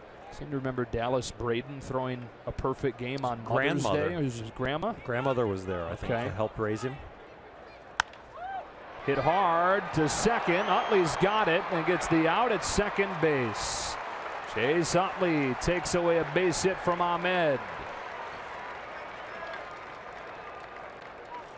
Chase Utley at the top of the order, sparking the offense, has been a consistent leader with the way he goes about his business and continues to even flash the leather, grabbing the lead runner right there. Outstretched. And it's real easy to say, I'll take the easy one and go to first, and no one would have second guessed him, but continues to take that risk and get it done. Rick Honeycutt goes out there in front of Jean Segura. This is a significant point in this game because it is now the 3rd time through the order against Mike Bolsingers. J.P. Howell starts to loosen down in the Dodger bullpen. Here are the numbers we showed you earlier over the course of his career, each time through the lineup. And it was the 3rd time through the lineup that got him his last time out as well. There's definitely a delay to get the lefty ready for Jake Lamb, who's on deck. So J.P. Howell has the instructions down there from Josh Bard that The phone rang, and get it ready for the next hitter.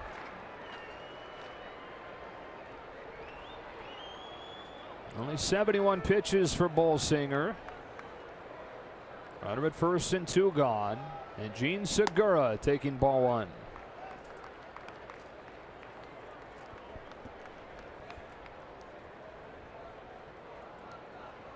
Segura, even with his 0 for 2 so far, is 5 of 10 against Bolsinger in his career. That all came as a Milwaukee Brewer.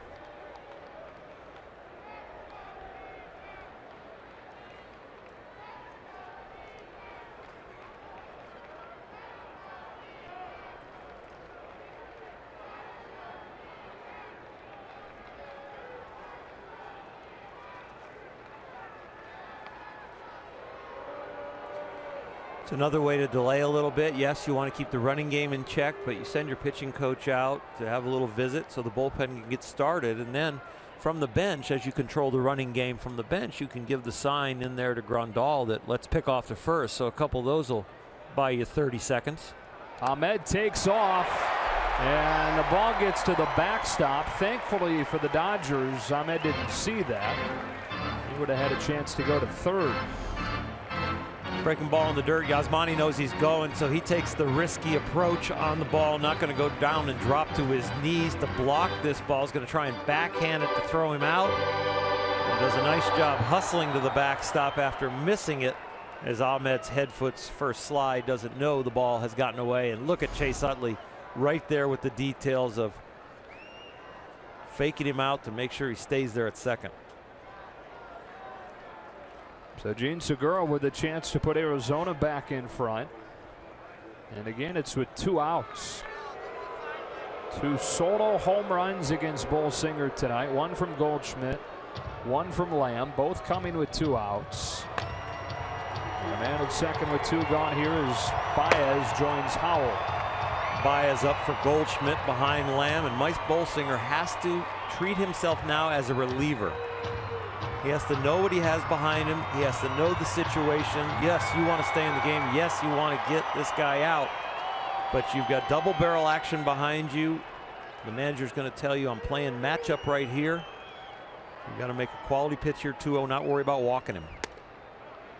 Inside, 3-0. You got a base open.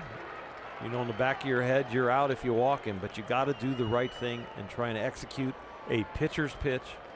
Do not give in.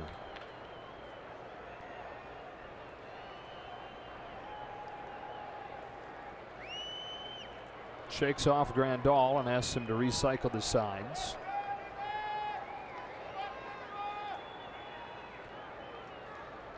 As one that he likes, comes ready for a 3-0. Strike 1.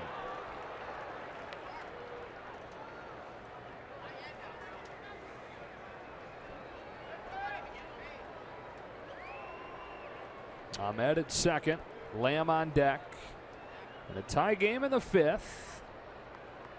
And Bolsinger to Segura with a 3-1. Segura scalds a liner to center for a base hit.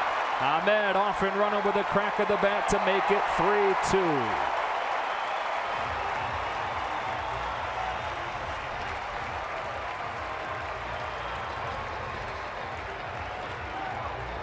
So right after Corey Seager gets the Dodgers even again with his home run, Bolsinger allows his 3rd 2-out run of the night to the last batter that he faces tonight.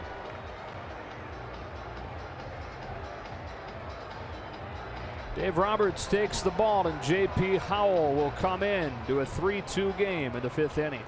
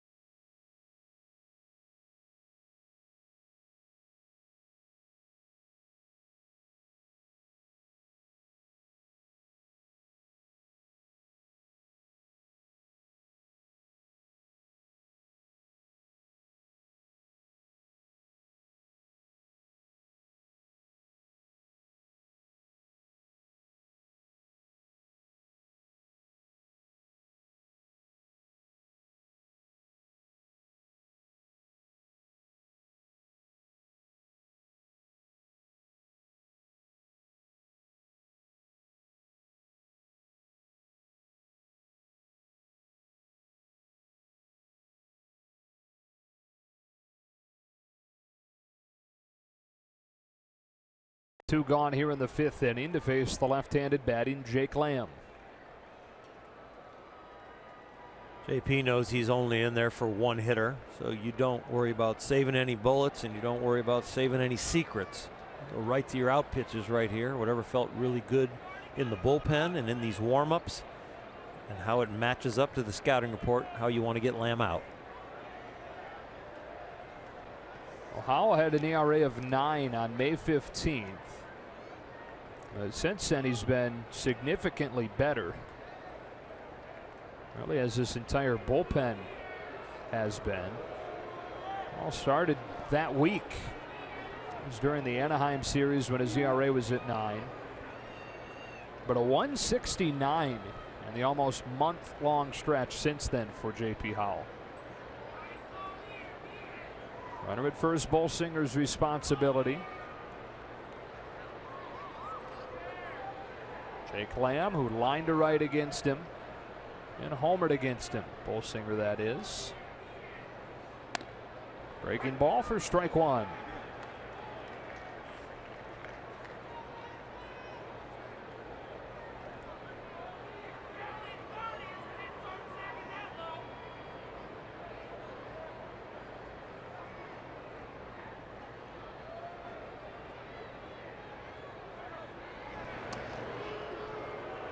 Segura has 7 steals this year, so he can run some. Of a lefty like J.P. Howell, you would probably go on first move, just decide and take the risk with 2 outs that he's going home and guess and just break.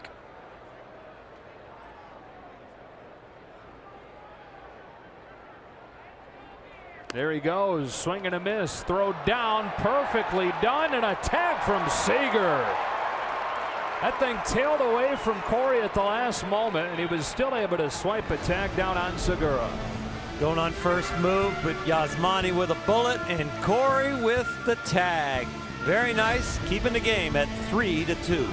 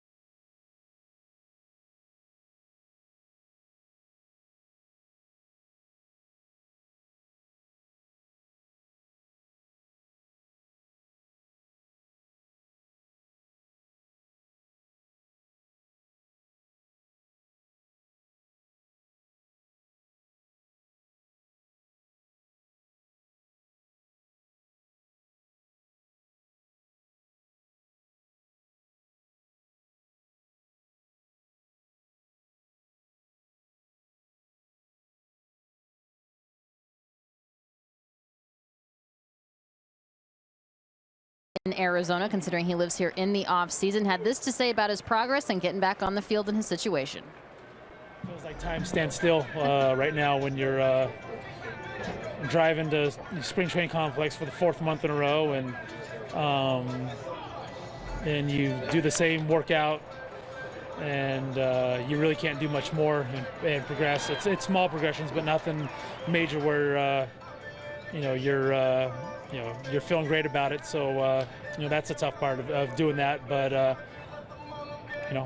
know as soon as they say go, I'll be able to figure out a way to get it back and get going and jump right on it. And Ethier scheduled to have another scan on that right leg further down this week to see if the bone has completely healed. Not able to put any weight on it so far as on the ground. He is working on some elliptical stuff, but still quite a ways from coming back, guys. Yeah, Lon, it's crazy to think that, remember when it happened to her, I think it was on a Friday afternoon against the Diamondbacks in a spring training game.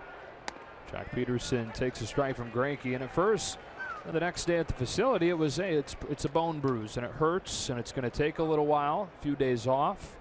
But a couple days later, it still really hurt, hadn't improved at all, so they did more tests and found the fracture. And here we are in almost mid-June. And unfortunately for Andre, it just hasn't healed the way that he had hoped, or that the doctors had expected that it would. Sure will be nice whenever it does heal up, though, and you can add that bat to this lineup. Now, Andre last year was pretty much the Dodger MVP as far as consistency. Had a resurgent year and was completely healthy. The pop came back in the bat, and he was really, really good. You see the average there at 294, the home runs.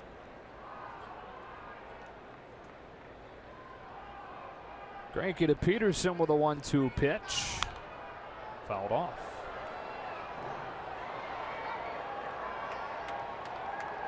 You go back to last spring training or 2 spring trainings ago with the glut of outfielders. A lot of people would have said, well, find a way to move Andre Ethier, right? I mean, it seems like year after year he's dealt with those rumors. He always had that kind of winter where the rumors were there, but he's always then turned out to be the savior of the outfield. This one will reach the seats. Play all 3 outfield positions, play them well. Hit almost anywhere in the order. Remember, right before the leg was broken, it wasn't Chase Utley who was going to be the leadoff hitter. It was going to be Andre Ethier who was going to be the leadoff hitter. Yeah, so he's gone from being a guy that a lot of people shouted to have traded to loosen up that crowded outfield to a guy that everybody is desperate to have join this struggling offense. It's amazing how those things sometimes go down.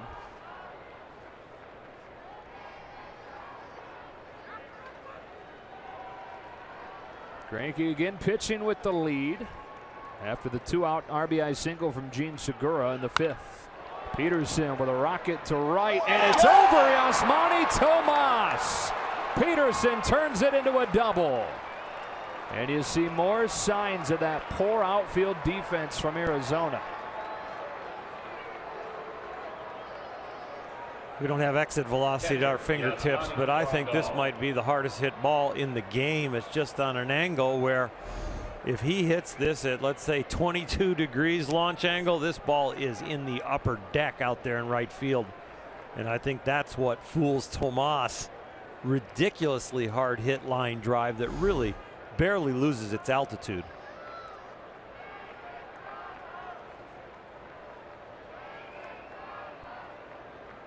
We actually do have exit velocity at our fingertips, and it was the hardest hit ball of the game. 111.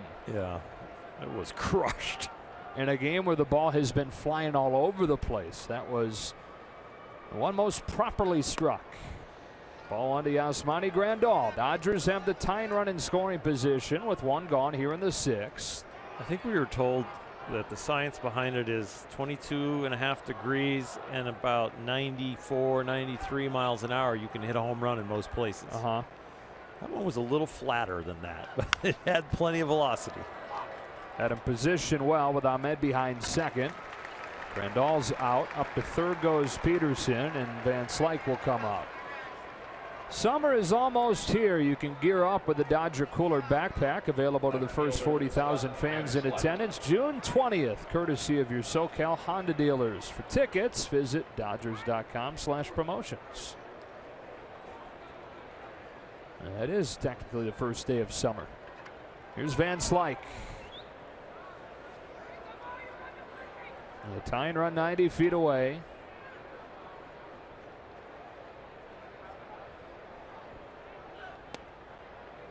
Dodgers are 0 for 8 tonight with runners in scoring position.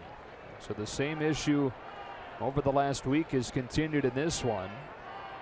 They have 6 hits really, they've had a lot of good contact against Zach Greinke. Only 2 runs to show for it. 1-1. Same issue exists tonight that has been through the offensive slump, but I would say there are a lot of good signs tonight off a high-quality pitcher, Zach Greinke. And the at-bats they're having, the approach, putting people on. He's not as good as he has been if he's not good with people on base. He really bears down and forces you to make a really good swing when there are people in scoring position. Well, he's got Van Slyke 1 and 2. He has 5 strikeouts tonight, and all 5 have come on sliders. That's what he got strike 2 on there.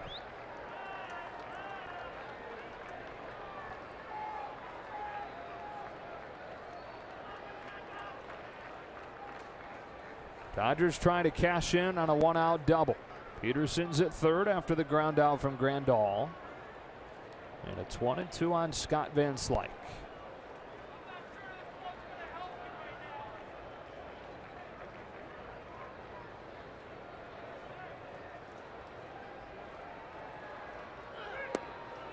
Went to him, but he laid off.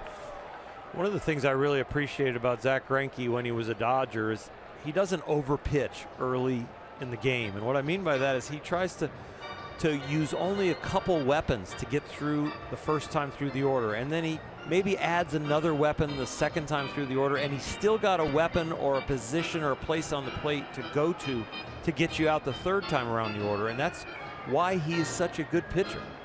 He has a lot of weapons, but he doesn't show them to the opposition early in the game.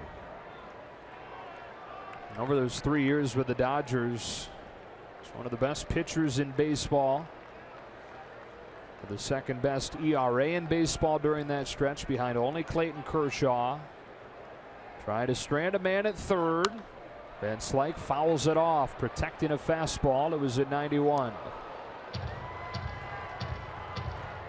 It's a great job protecting right there from Scott Van Slyke, because he's been throwing those sliders, trying to tantalize him out there, and then he throws the straight one out there, which you could take and say, oh, that's going to break and be a ball, but it stayed straight right there on the corner, and he was able to fight it off. See what he goes to on 2-2. Back to the slider, and Van Slyke took it to run the count full. Howie Kendrick waiting on deck.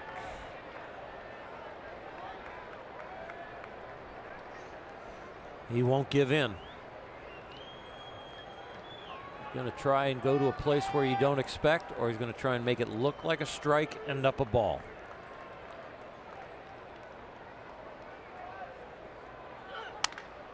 In the air to center. On comes Peralta, sinking into the glove of Ahmed. Make that Segura, taking away a base hit and keeping Greinke in front. He's a natural shortstop.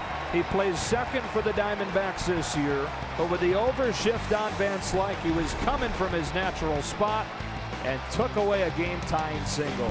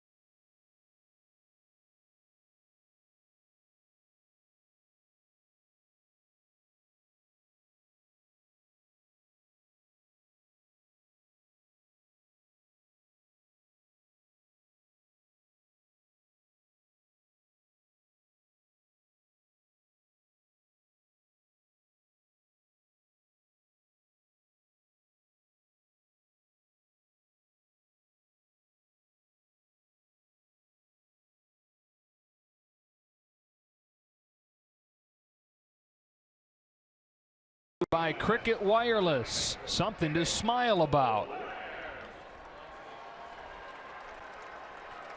Back in Arizona, where the Diamondbacks lead the Dodgers 3-2. Joe Davis, Orel Hershiser, Alana Rizzo. Game 1 of this 3-game series as this road trip continues. After the Dodgers dropped 2 of 3 to the Giants over the weekend. Jake Lamb takes strike 1. It was Lamb that J.P. Howell was brought on to face after Gene Segura chased Mike Bolsinger with an RBI single. But he begins his second inning of work against Lamb as well, because last inning ended when Segura was caught stealing. But he gets the job done that he was brought on to accomplish. 1 away. That'll probably be the end of JP's night. I would think Pedro Baez will be entering the game. And you're right. With the right-handed batting Paul Goldschmidt coming up, Pedro Baez will come on to face him to try to keep this game at 3-2.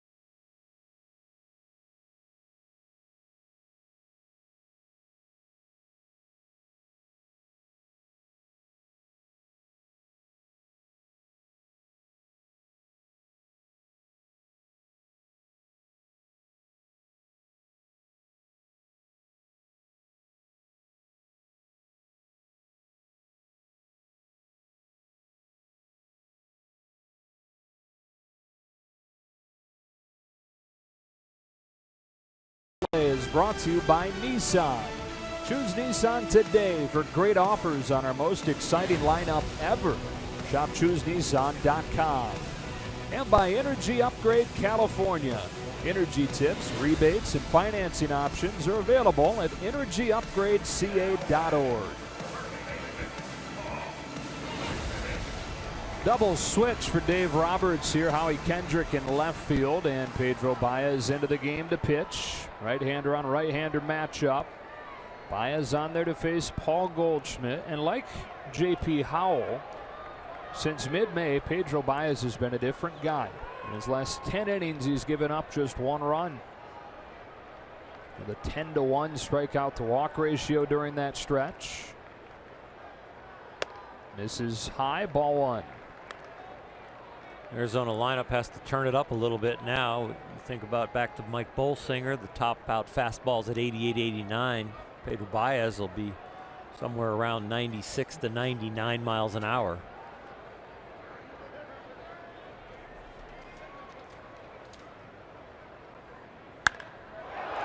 A rocket down the right field line, slicing inside of the pole, a home run. Trace Thompson saying that that thing's foul, but the first base umpire, Brian Knight, called it a home run.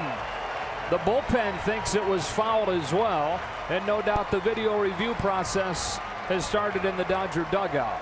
If the camera angle's from home plate and the ball never disappears, then it is foul. If the ball disappears when you watch this, then it's fair, because the pole would be getting in the way. Still see it. Still see it. I'm not sure with that angle. Let's take a look here. I thought I saw it the whole time. Now it's opposite of what you just told us. Now it's opposite. That's foul. Foul. As long as it didn't touch the pole, it's foul. Good eyes, Trace.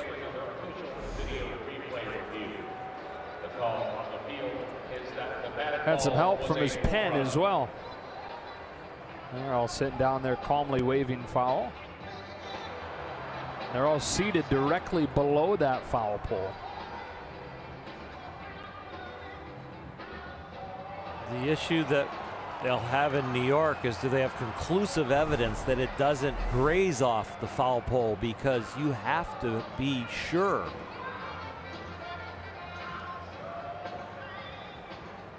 I think that's sure. You're not so sure? I was there in New York in the room, and they are very particular about making sure when they reverse a call that they have very good evidence. So the call on the field leans towards Arizona when it's this close. I'd love to see some distance there. Ooh, did it hit the pole? I don't think it did. That's the hard part in New York, what they're doing right now. And so there's a pod, there's 6 pods with an umpire at every pod watching 2 games. The second game at this pod, whoever has this one, is being removed. That looks like it's foul. It didn't hit or change angles. Mike Levy, our producer, was with us on the tour with Charlie Steiner and also Rick Monday, and they love it when the producers and the directors can go to the slow-mo cam and get the more precise look for them. They are looking at the early broadcast quality stuff, and then they are waiting for the superimposed or the super slow-mo cams to give them another look, and that's why sometimes it takes a little bit longer on these really close ones. Here's your verdict. Foul ball. Outstanding umpiring by Trace Thompson in the bullpen.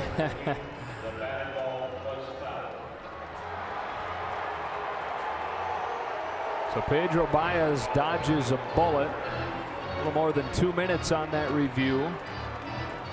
Paul Goldschmidt back up there with a 1-ball, 1-strike count.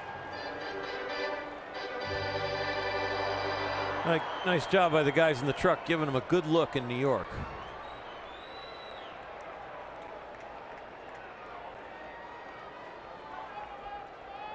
Well, fair or foul, pretty clearly Paul Goldschmidt is Paul Goldschmidt again. After a rotten first month and a half of this season.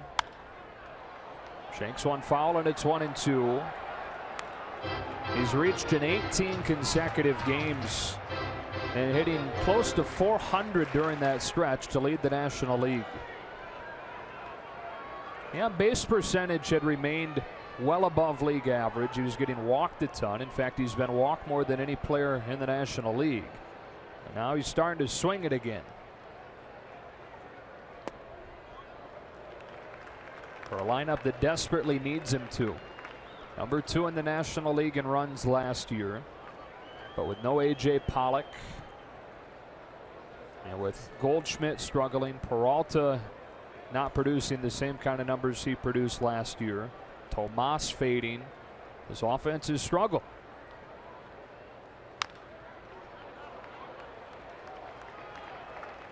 He is a force, and he is intimidating if you have to pitch against him, because he really doesn't have holes. He's got to make a mistake for you really to get him out or to keep him from hitting it hard.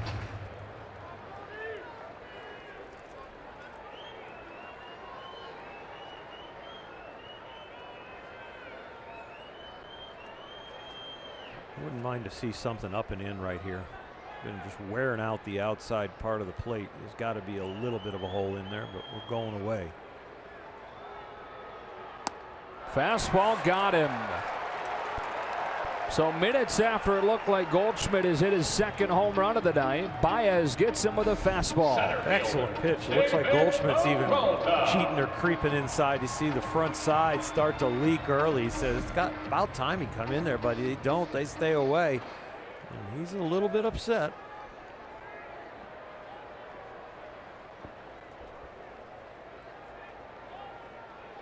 So now Peralta, bullpen trying to work a 1-2-3 inning. Howell retired Lamb. Baez gets Goldschmidt and stays in there to face the left-handed hitting Peralta.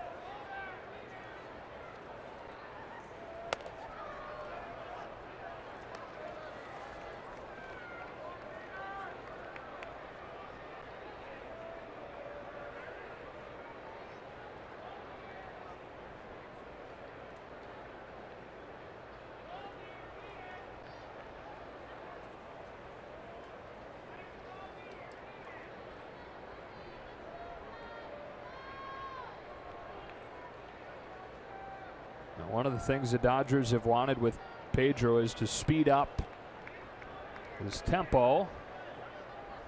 And he's made some strides in that department, but taking his time here with 2 gone in the 6th. Bases empty. And a 1-0 coming to Peralta.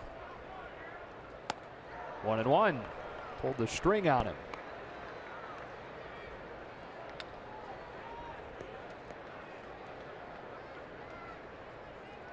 On the other side, by the way, Zach Greinke has thrown 92 pitches. So the Dodgers very likely soon will get into that Diamondbacks bullpen, which has struggled this year. A 1-1, and Peralta fouls it back 1-2. Zach has gone over 100 pitches 7 times so far this year. Maximum of 107. So within 15 of that season high right now.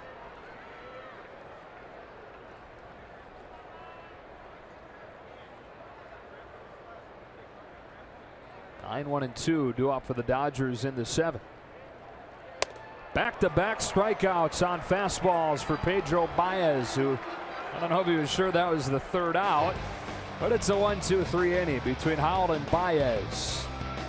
Dave Roberts was thinking the same thing.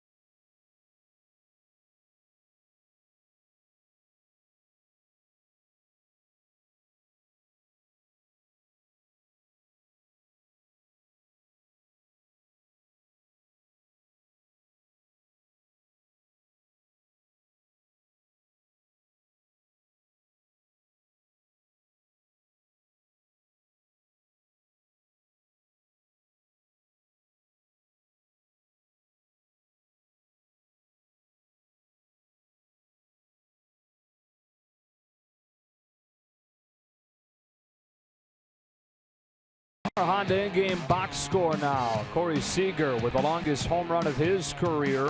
That made it a 2-2 game. Diamondbacks have since retaken the lead at 3-2. But Seager and Turner both multi-hit performances. Dodgers are now trying to come from behind in the first game of this series. Changes all over the outfield for the Diamondbacks. Yasmani Tomas goes from right to left.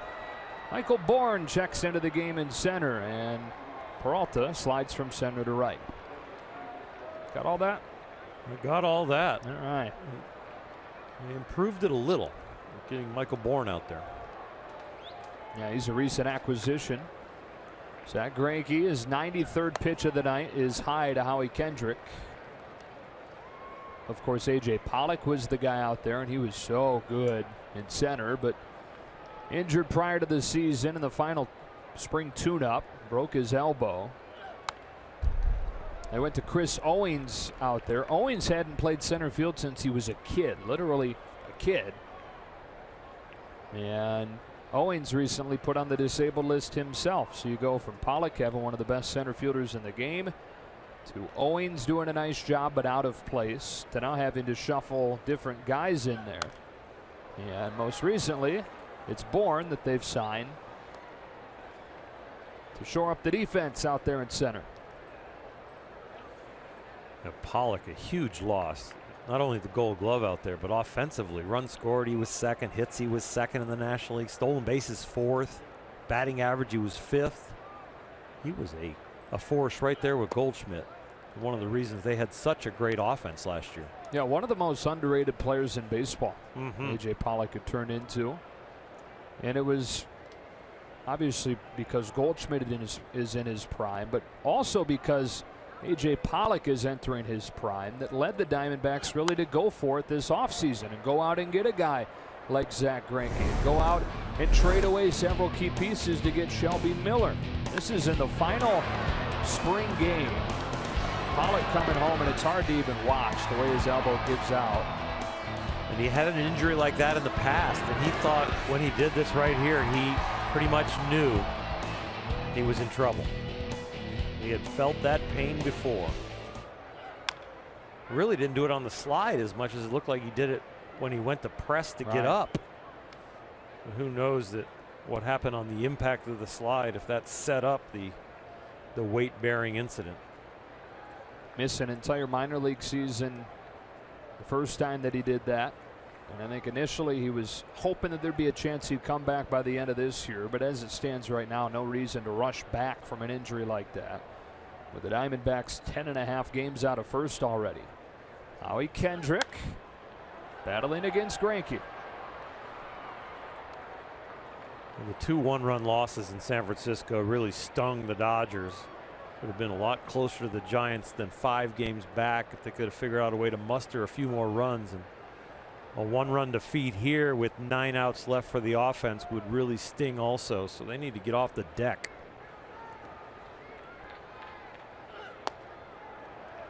The count goes full. This would be the 9th pitch of the at-bat, and it's run his pitch count up to 100.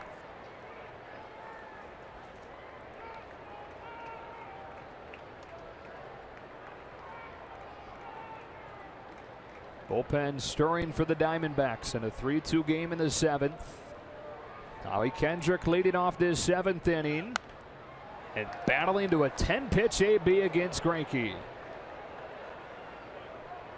Tyler Clippard, another one of those pieces the Diamondbacks went out and got this offseason as they tried to build a contender in the West.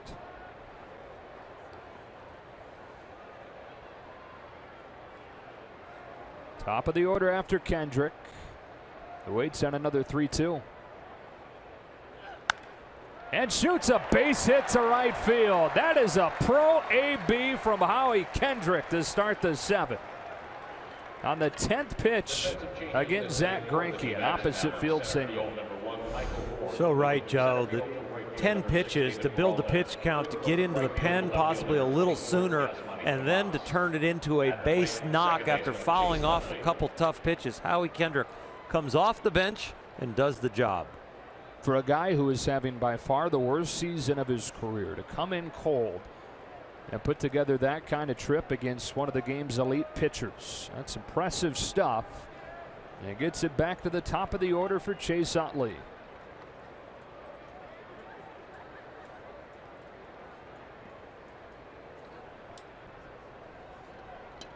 Chase 0 for 3 today. Takes ball 1. Home run and 2 doubles against Greinke in his career.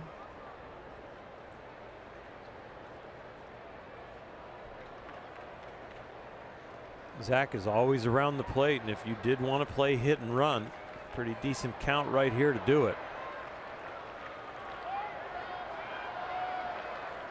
Goldschmidt holds Kendrick.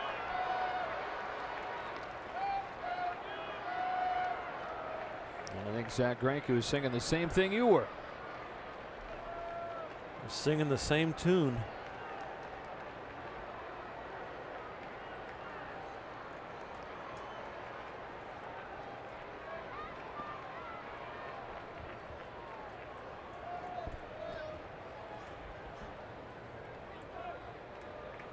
Yankees 1-0. Chase Utley has some of the best bat control in the big leagues, and I know it's not his prime, but he is locked in like it is his prime this year. He'll take a round of batting practice where he'll shoot the ball to left, hit a ground ball or a line drive up the middle, and then pull the next one just to continue to work on his timing on being able to steer the ball around the field. And right there, that foul ball, he was definitely trying to shoot one to the left side.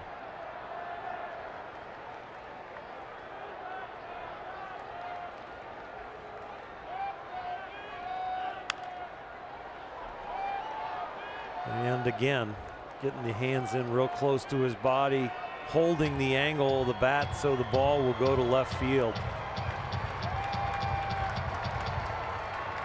See Adrian Gonzalez with that kind of bat control in these late inning situations where you just want to get on.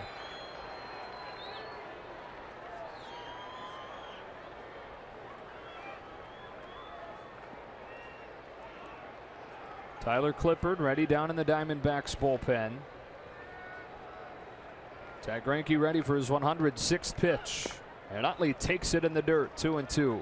The next pitch from Greinke will match a season high.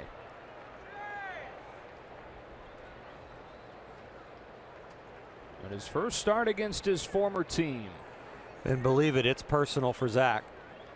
There's a lot of relationships, a lot of deep friendships between he and the guys on the Dodger roster. And he would like to have bragging rights.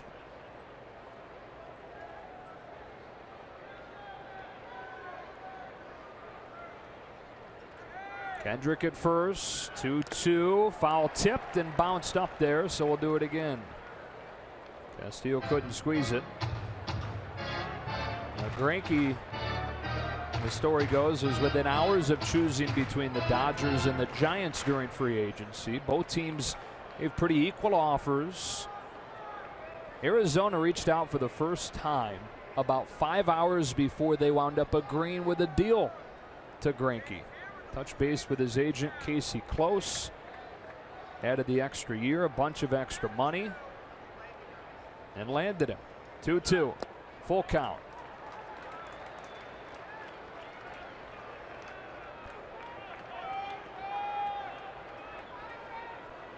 I'm not sure that Zack and his group gave that offer much, was able to shop it.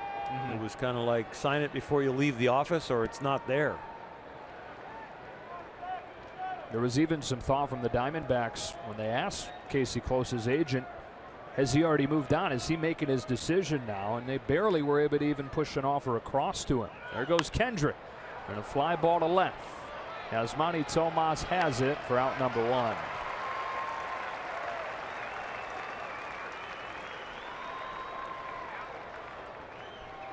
As Corey Seager comes up, we look back at his home run and we look at our Carl's Cam replay. 440 feet, longest of his career. That is why Chip Hale's coming out, likely to make a change.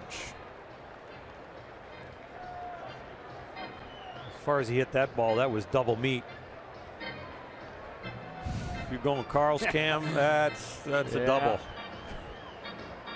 Yeah. Greinke trying to talk Chip Hale out of it, and does. Look at the smiles on the faces of his teammates. Everybody talks about his honesty. I think if he thought there was any way that he couldn't get Seager, he would have told Chip Hale, all right, I'm coming out. I mean, Zack's so honest, he might say something like, are you kidding me? I'm better than Tyler right here. Yeah. I mean, he's that honest. There's no filter. So Corey Seager with a man at first, and Howie Kendrick representing the tying run here in the seventh. And the 110th pitch of the night from Greinke. Bounces in, ball one. And I should add, there's no malice when he says any of that. Right. It's just very flat line when it comes to how he's analyzing stuff and how he voices it. Don Mattingly once went out and asked him, "How do you feel?" And he said, "Better than the guy you're about to bring in." So that, So that might have literally been the happened same thing, at one yeah. point.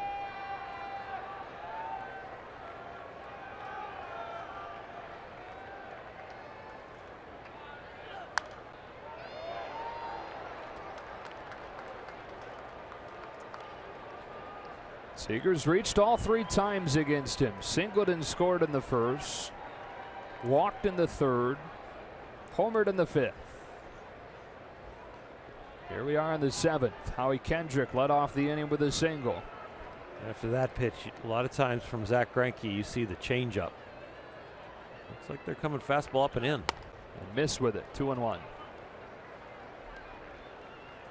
We haven't seen that outstanding 87, 88 mile an hour changeup that he throws. It's almost reacts like a split finger. The out pitch so far this year when he has turned it around is the slider has gotten really sharp.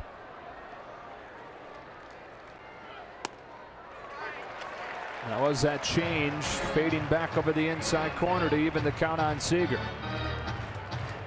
He didn't get it where he wanted. He wanted it away, but you see the depth of it and the speed change had Corey flinching.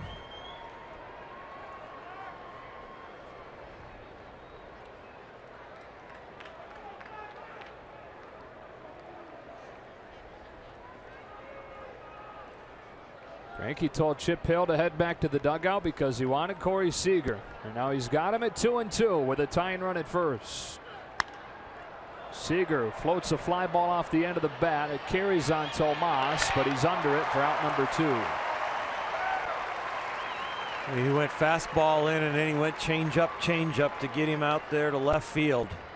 Chip Hale still deciding, looking at the pitch count, grinding. You see that change up fading. Didn't have quite the depth on that one, but he got it to the location. And here's a guy who has seen him well tonight at the plate. Yeah, they're going to leave him in. Justin Turner doubled off the wall in center. He singled and he flied to the wall and left. Peter O'Brien went up and got it right at the edge of the top of that wall. One of the things that was so impressive about Greinke in his 3 years with the Dodgers and has continued to be this year is his ability to go deep into games no matter how good his stuff is and find ways, bottom line, to get wins. 51 of them in his 3 years in a Dodger uniform. Got 8 wins already this season despite that slow start where he had an ERA at 15 after 1 start and barely under 10 after 2 starts. His personal record 8-3. The team's record when he starts 9-4. He has a knack for winning.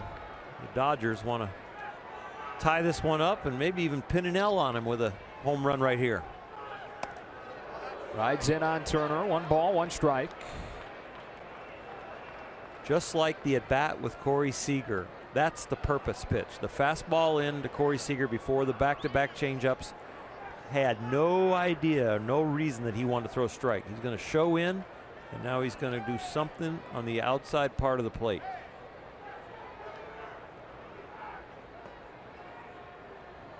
Castillo sets out there for this 1-1, and Turner takes it for strike 2. Justin's going to have to fight and battle now. He's gone fastball and he's gone slider low and away. Justin had a good take on, and then he just painted right there.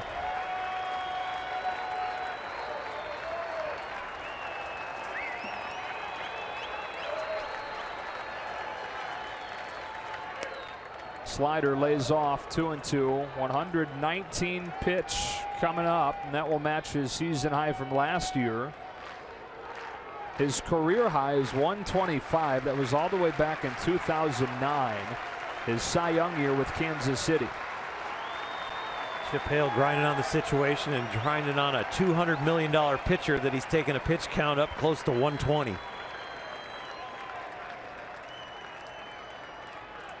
And he gets Turner. What a moment for Zach Greinke on his 120th pitch of the night.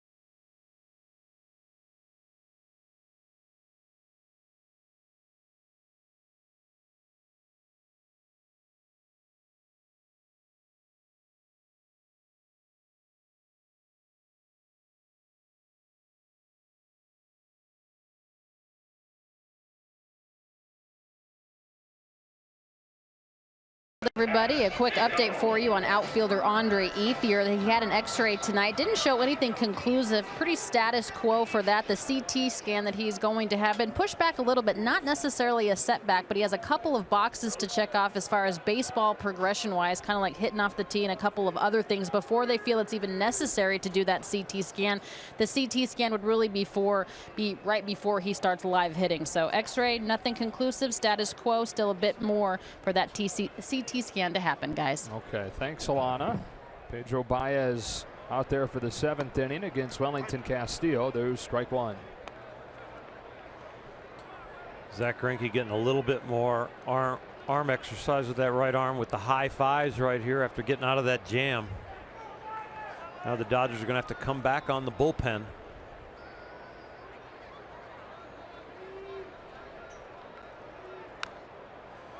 A lot of smiles in that dugout on the Arizona side with Zach Greinke, because it's probably the rumor mill has already gotten around of what he said to Chip Hale to stay in the game.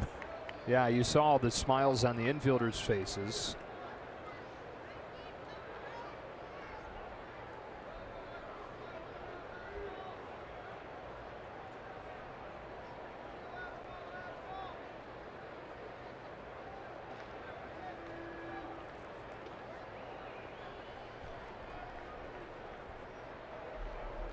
Sometimes the delay with Pedro is because he likes to throw what feels good in his hand and what he has confidence in, and sometimes that's opposite of the scouting report of what Yasmani or AJ might be putting down, so it takes him a little longer to get to the sign.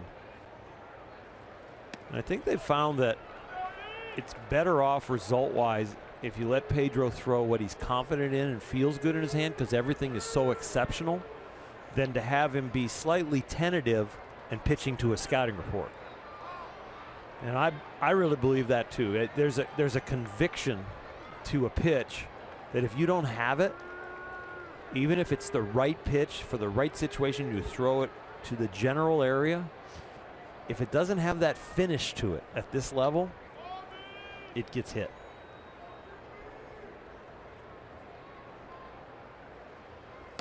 He has struck out all three men that he's faced. Goldschmidt, Peralta, Castillo, right through the meat of this order.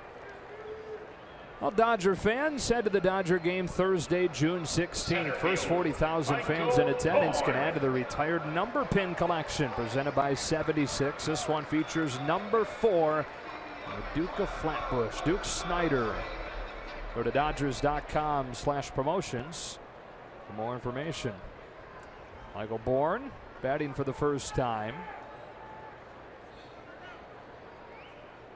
Checked into the game in center field, replaced Peter O'Brien in the lineup. And bunts through the first pitch from Baez, strike one. Duke Snyder's real name, Edward Donald. But his parents thought that as a kid he strutted around like he was royalty, so they smacked that nickname on him, Duke. And it stuck. They got it right. He was royalty. Yeah. 8-time All-Star. One of the all-time greats to wear Dodger blue.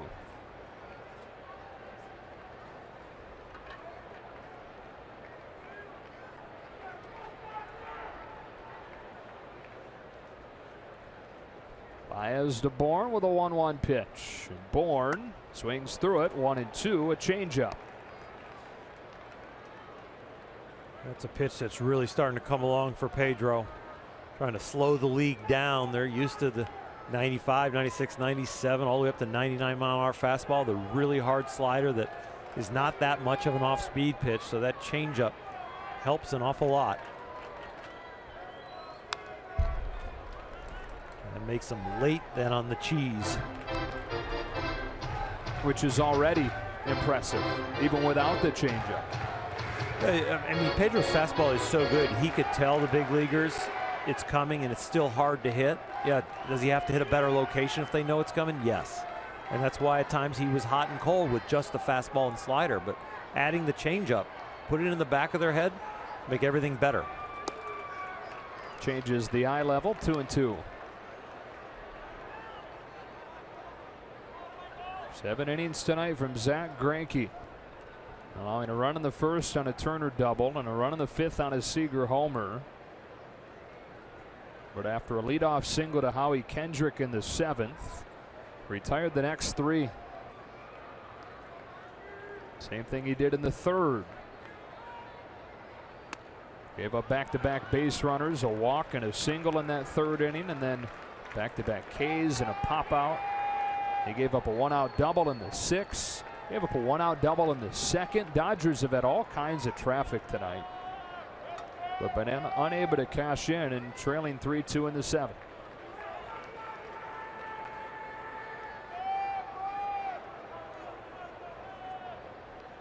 Baez to Bourne with a payoff pitch. And he walked it.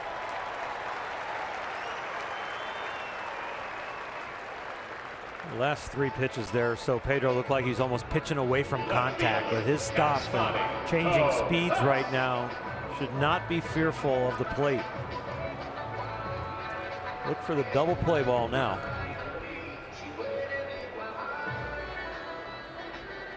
Osmani Tomas certainly a candidate.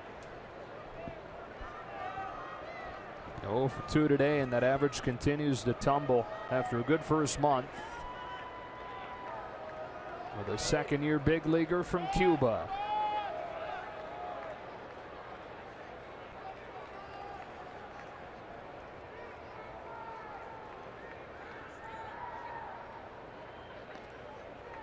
Baez checking on Bourne, the former stolen base champion.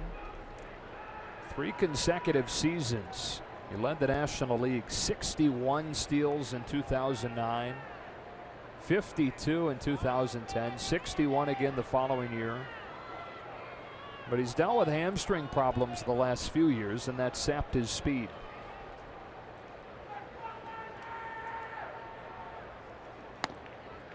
Strike 1 on Tomas.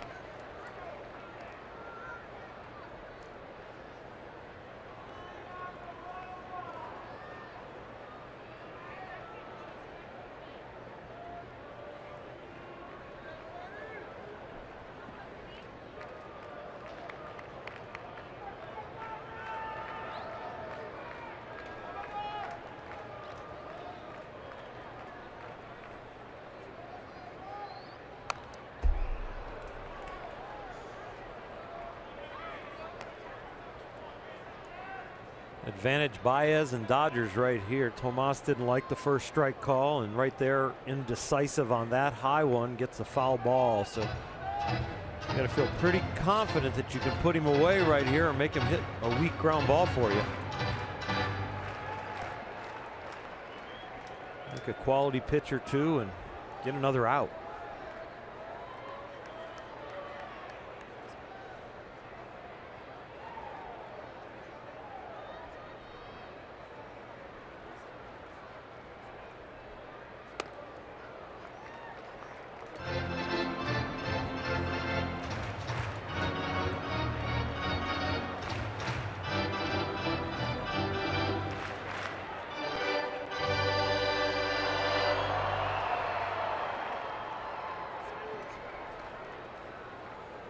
Dodgers took 2 of 3 from Arizona earlier this season. They've won 30 of the last 41 against the Diamondbacks. Back to the beginning of 2014. Trailing 3-2 in the 7th in this series opener. Tomas hammers a ball to deep center field. Peterson on the run. Back to the wall. Makes the play. Jock Peterson in straightaway center, with no regard for his body, taking away extra bases and likely taking away a run. Ball is crushed to straightaway center. Jock full out right through the warning track. Loses his hat, but catches the ball. Thank goodness there's padding. A little bit of a face plant, but a clap from his pitcher.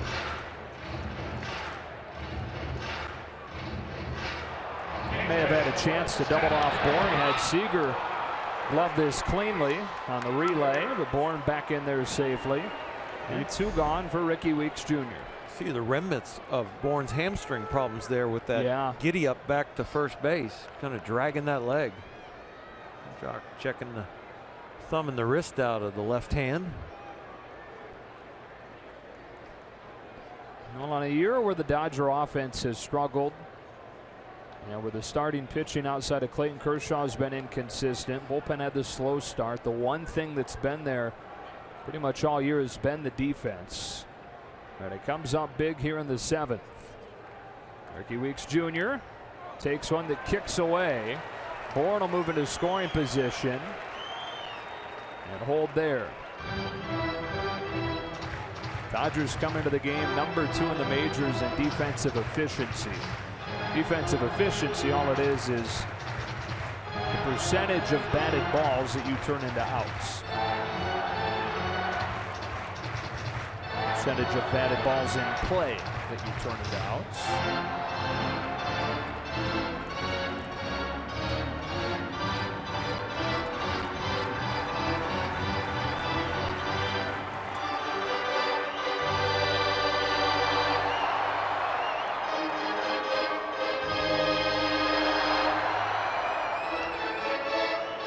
All-star with the Brewers back in 2011.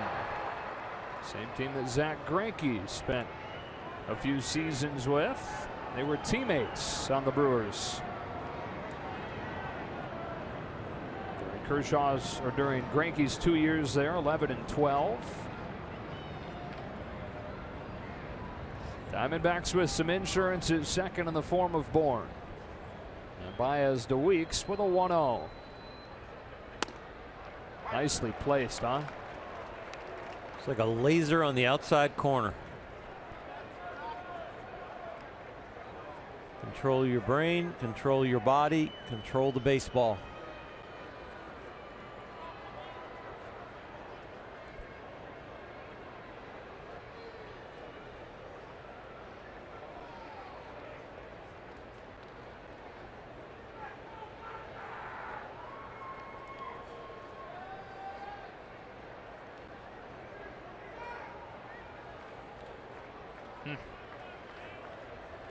Same equation we've talked about, just the scouting report, what the catchers think would be best, and Pedro what he feels is best.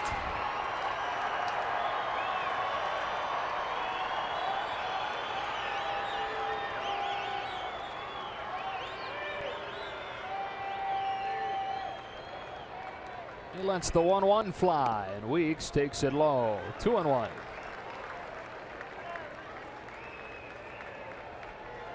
The fact that the pitcher and the catcher are not always on the same page can creep into the pitcher's head, because he's got that feeling of what he wants to throw. He studied the sky report. He knows how he wants to get the guy out, and then the catcher doesn't put down that sign. It gives you that little doubt. Strong enough to shake through it and throw what you want, but you still got to be tough enough to believe in your pitch.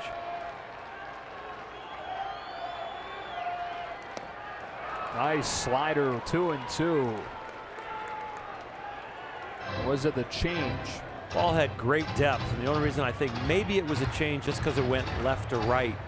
It could have been a slider, but it had been a backup one, I think. Let's take a look here. See how it's going down and towards the right-handed hitter. You know, as Monty checking the scouting report.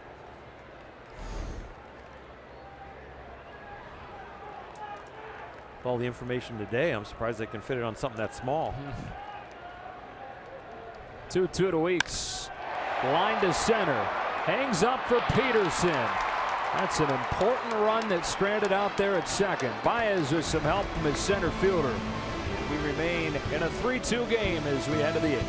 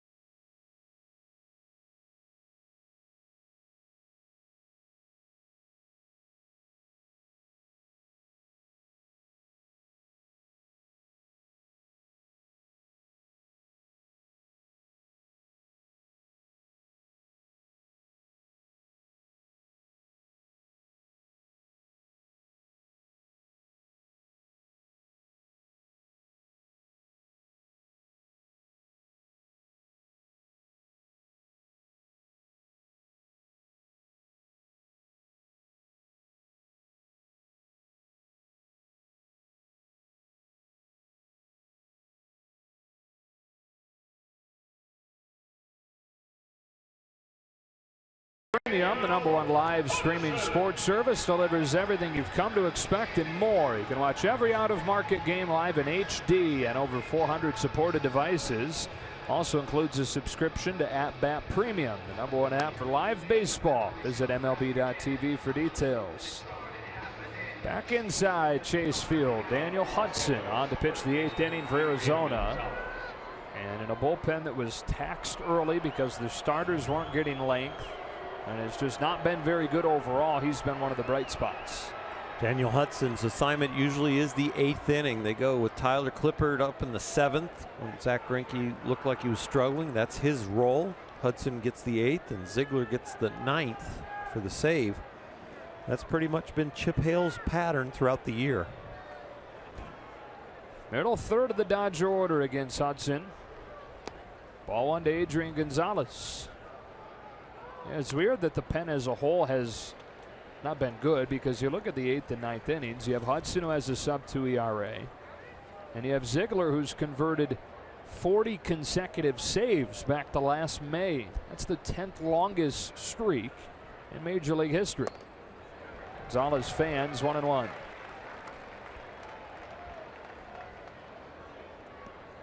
People around the Diamondback organization that follow him closely, Ziegler has been kind of a cardiac closer this year. He's been a little bit up with his sinker, slightly above the knees, tends to give up a hit or a walk during the inning, so there's always a chance in the 9th. The Dodgers would like to get it done here in the 8th.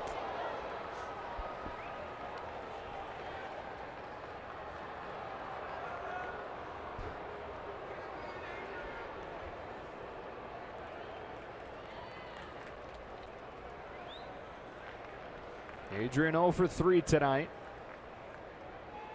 Hitless in 7 ABs since that go-ahead home run and extras on Saturday. Popped up to short left. Ahmed. One gone. Daniel Hudson, who had Tommy John surgery during the 2012 season, and over the next 3 calendar years, pitched a total of 12 major league games.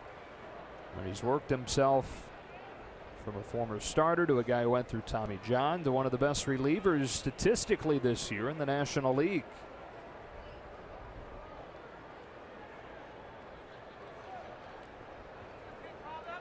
Thompson is 0 for 2.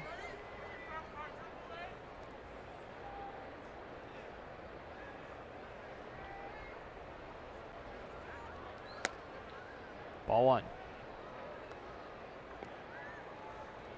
I see that Trace's brother is going to have to play another game.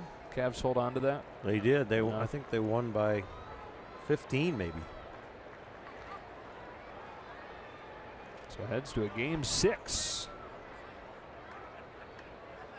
They set inside for this 1-0, and Thompson takes one that missed the spot, drifted over the plate, but got a strike.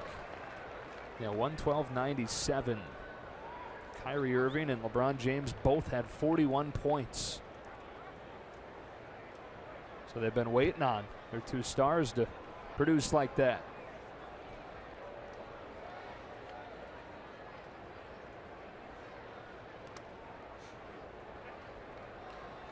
Three home runs in this ball game, and the ballpark also, with the way the ball's carrying, has kind of teased a lot of these hitters with the warning track fly balls and the great play in center by Jock Peterson.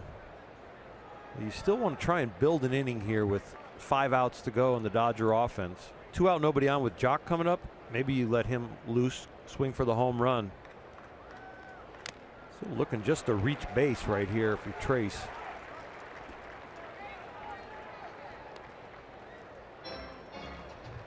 Is that a message you can send to Trace somehow, or is that something you trust a young hitter like that to know?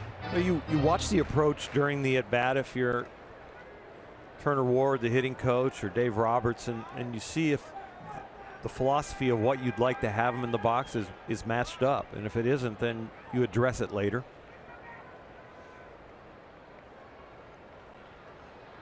Coming inside again for this 2-2. Trying to take advantage of those long arms, pounding him inside. If you really look at the total makeup of Trace's body, he's got really long legs, so the height comes from the legs. The upper body's a little shorter, and then those long arms. He uses kind of a short bat to kind of help him out by getting his hands inside, but he's been able to handle the inside pitch very well, and his growth as a hitter was being able to go to the opposite field here early in the year that really has put him on a different plane. That swing right there. Just to be able to stay back and protect, being short to the ball as he reads it as a strike. Kind of reminds you a little bit of Paul Goldschmidt's foul balls that we saw down the right field line, but really good solid swings. You're late, but as our other partner Nomar will tell us, those are good foul balls when guys are late like that.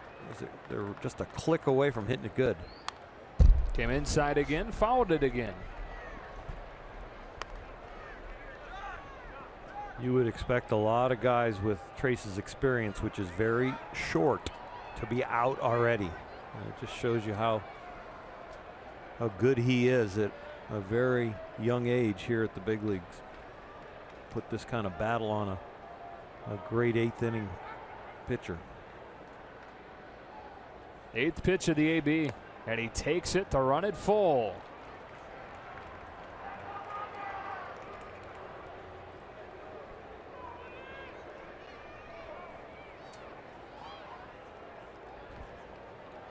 Seven innings from Zach Greinke. Now Chip Hill going to his 8th, 9th inning combo. Daniel Hudson, Brad Ziegler. Got Gonzalez to pop out. Thompson has battled back to run it full. And on 3-2, upstairs he walks. His second walk of the night, and an impressive one against Hudson to bring the go-ahead run to the plate in the form of Jock Peterson. And so that approach you were talking about, just get on base, winds up happening. 2 foul balls on really good fastballs that Trace battles himself to get back in the count. And then to actually pick up the 90 feet.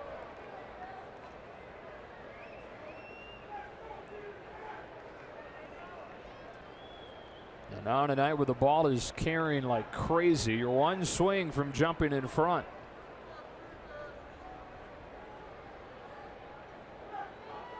More than half of Jock's hits this year for extra bases. He takes ball 1. And out to the mound to talk with Hudson goes Wellington Castillo.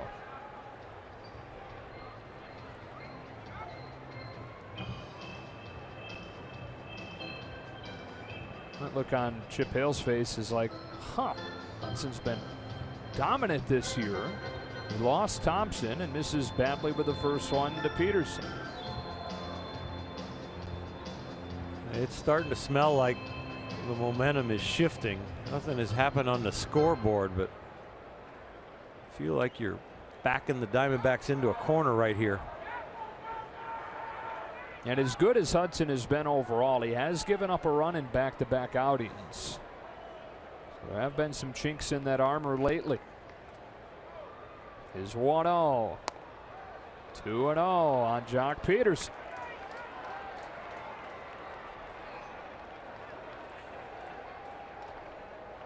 Couple of nice grinded out at bats right here.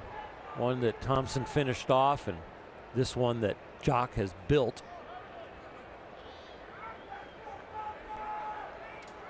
Had a home run yesterday in San Francisco, has a double today. Now waits on a 2-0 pitch from Daniel Hudson. Fades in there for strike 1.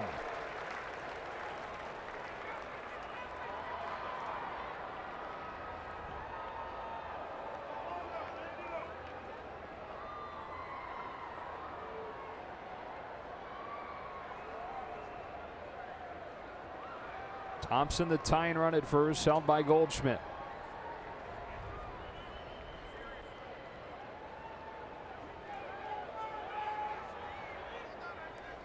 With Jock's aggression and a 2-1 count, if this ball's around the strike zone near where Jock wants it, this could be very much an action pitch.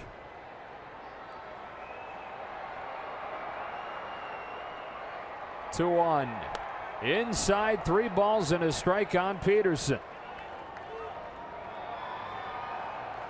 Hudson had gone 7 consecutive outings without allowing a run, entering his June 4th outing at Wrigley Field. And now the last 2 outings, he's given up a solo homer. Against the Cubs on June 4th, against the Marlins on Saturday. See if Jock gets one to drive on this 3-1 pitch from Hudson. Inside, ball 4. The Dodgers move the tying run into scoring position. They put the go-ahead run on base.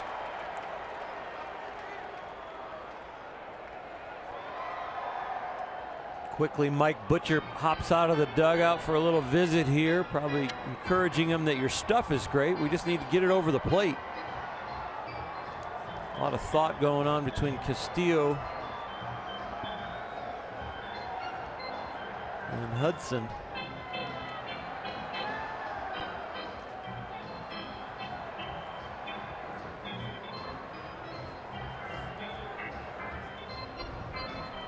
We'll face Yasmani Grandal now.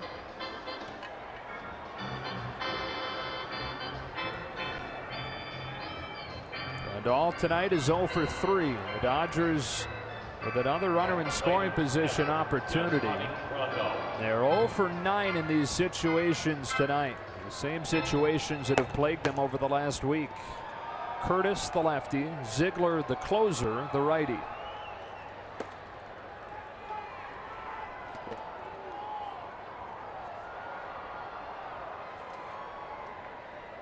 First one to Grandal is low.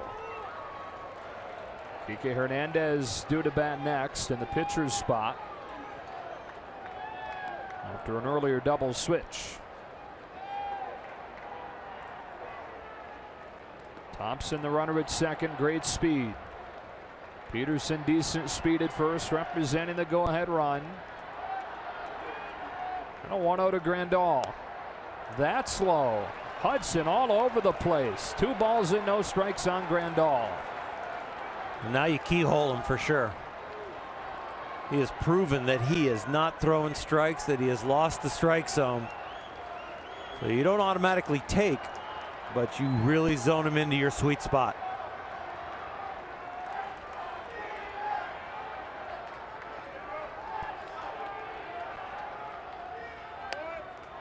Nice pitch, 2-1.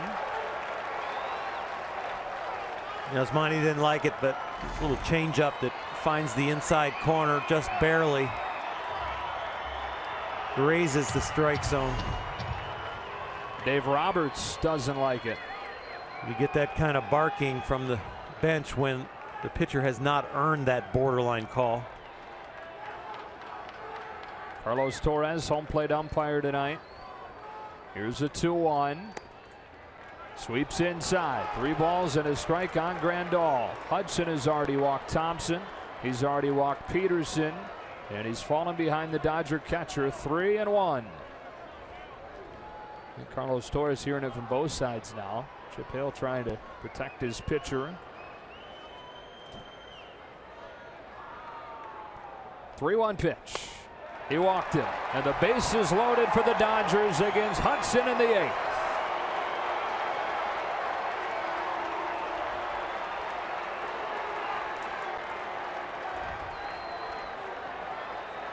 Hudson hadn't walked more than 1 in an outing this season.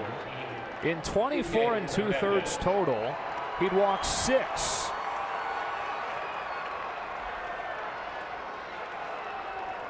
And Kike Hernandez will bat with the bases loaded, but likely against a new pitcher.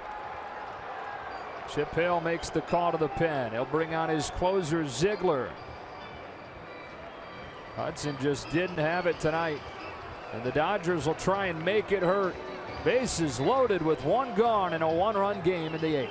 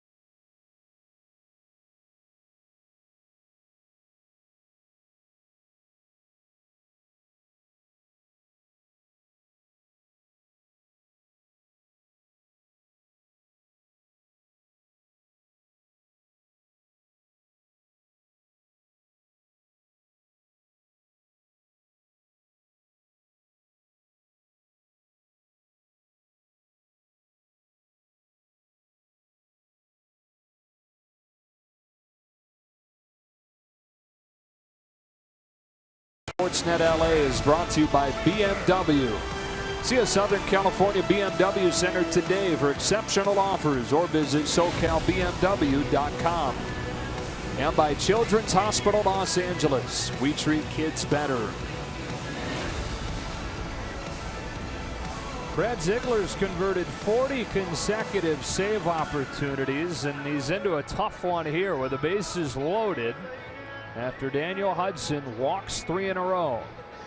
Well, Daniel Hudson has put him in a situation that he has read about and been in before. He reads a lot of books about Navy SEALs and their situations with the small groups against large opponents. Brad reads that to be prepared for this chaos that Daniel Hudson has set the table for, and the Dodgers are hoping that Kike Hernandez wins the battle. Hudson hoping Ziegler can bail him out. Kike Hernandez pinch hitting with the bases loaded in the 8th. Strike one. Not easy to come in cold, period. How about coming in cold and facing somebody coming from that angle? Coming from the land down under with some sink. Trying to get something you can elevate for a fly ball, get a sac fly, at least get one. 0-2.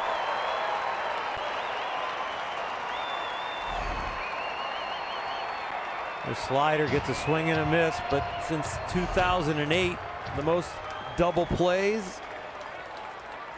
This man on the mound, 105 of them he's gotten as a reliever.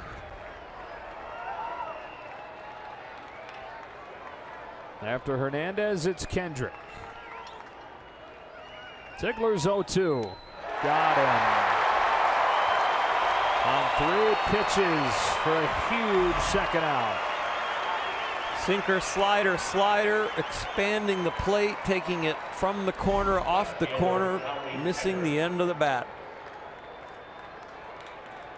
And so it's up to Howie,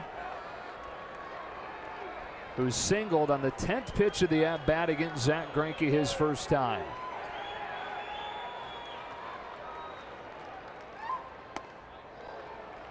A frisbee slider taken outside, ball 1.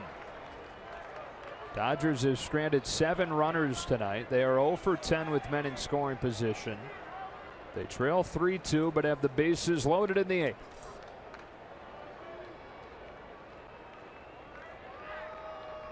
Ziegler's 1-0.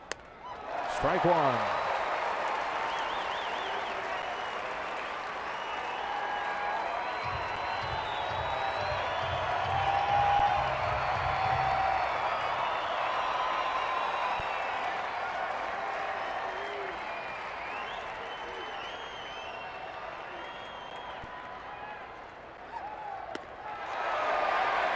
He offered 1-2. Ziegler has thrown 1 strike since he's come into the game. The first pitch to Kike Hernandez.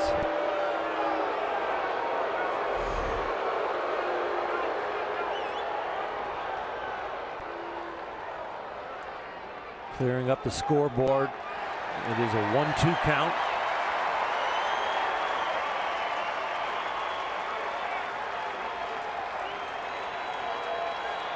Dodgers had him loaded with 1 out. Ziegler came on and struck out Hernandez. He's ahead of Kendrick 1-2.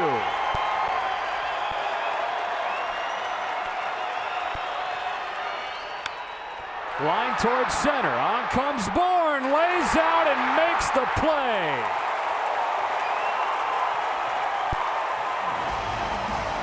And when things aren't going well, they just really aren't going well. Dodgers leave them loaded.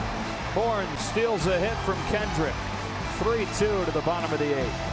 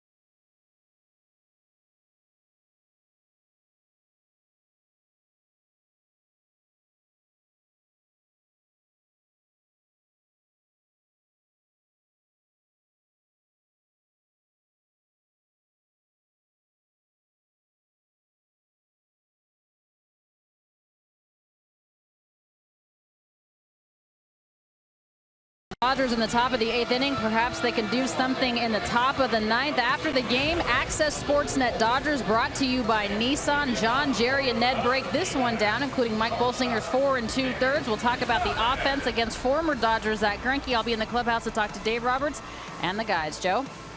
All right, Alana. Lewis Coleman comes in to try and keep this a 3-2 game. Joe Davis, Orr Hershiser, Alana Rizzo back in Phoenix. And the Dodgers are opening a 3-game set with the Diamondbacks after dropping 2 of 3 over the weekend to San Francisco.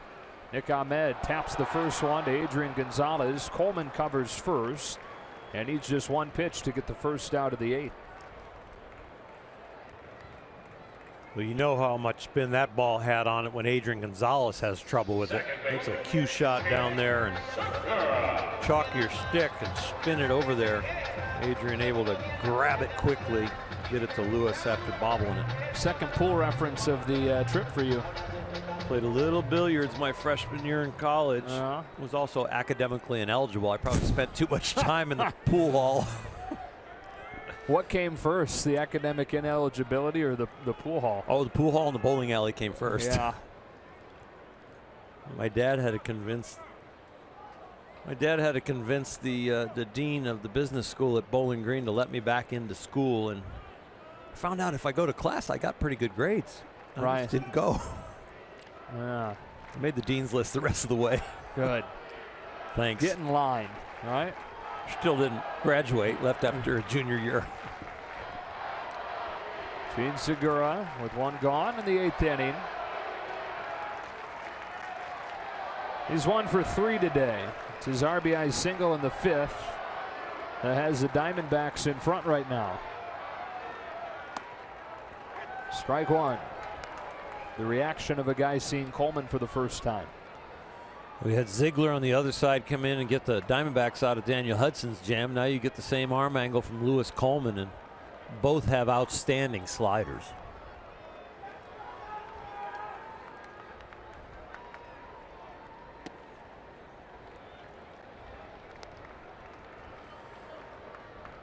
Lewis Coleman has really turned his career around here this year with the Dodgers. Had some really good years with the Royals, fell on some hard time there, and it kind of cast to the waste pile a little bit, but he is really rejuvenated, found a few things in his delivery to sharpen it up and give it more accuracy, and he could find himself in some very high leverage situations as he continues to throw the ball at this level. See the flashing lights going on in the background there with Coleman all around the park? Apparently they do this here. They call it rally lights. How can they get away with that? And that, well, it's not real good for your offense, I would say. Yeah. The batter's eye, you know, straight away there's nobody there. Right. Just a big green wall, and fortunately for the hitters, they've got that. But were these two pitchers, though? Kind of reminds me of when Mark McGwire was going for the record for the home run record, and the flashes would go off on every pitch.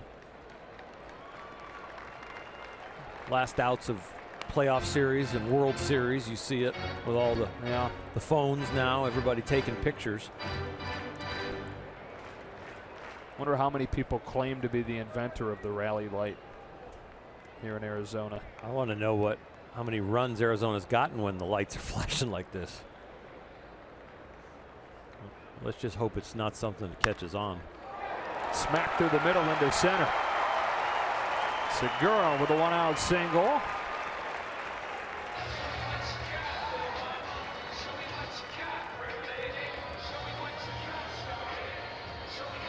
And Dave Roberts comes out with the left-handed Jake Lamb due next.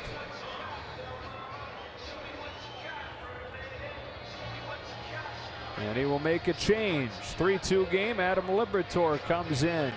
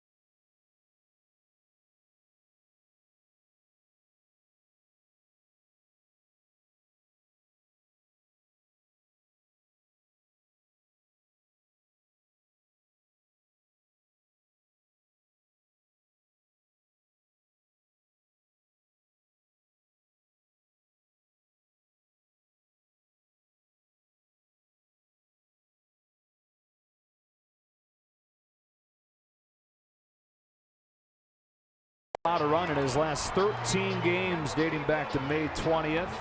Scoreless relief in 26 of his 27 games. And in those 13 games, it's been a total of 9 innings, so he's thrown a shutout, a personal shutout. Stranded a lot of runners this year and has really shown that he is a quality big league reliever. Dodgers need him to keep it at 3-2. Heading into the 9th inning when they'll have the top of the order due up. Jake Lamb is 1 for 3 with a home run against Bolsinger.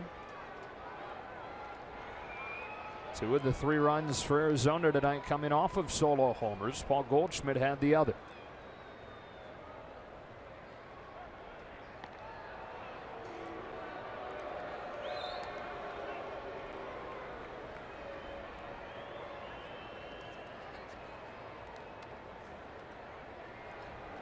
And Chip Hale had to go to Brad Ziegler, his closer, with 1 out in the 8th inning to get out of a bases loaded jam. He's only gone more than 1 inning twice this year, but he's not gone more than 1 inning to get a save yet this season.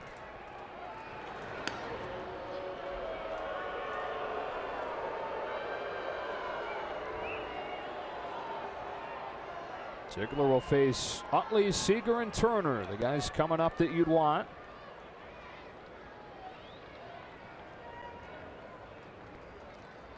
Dodgers find themselves in another 1-run ball game. Down 3-2 in the 8th. As Liberatore delivers his first pitch and nearly hits Lamb. Ball 1. Segura on first, paying close attention to him and then wanting to be quick to home. Sometimes your arm doesn't catch up with your body as you're trying to be quick. Arm was a little late there. That's why he left that ball inside.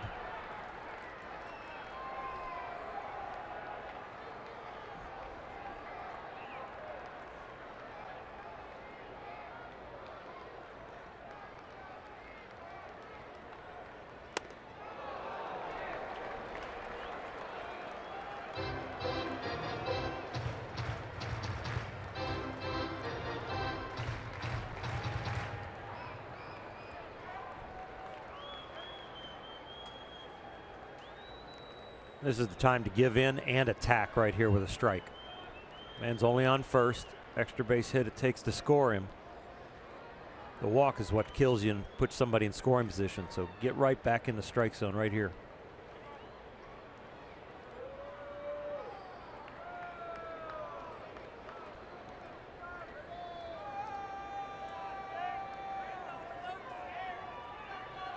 Lamb tied for the club lead with 12 home runs.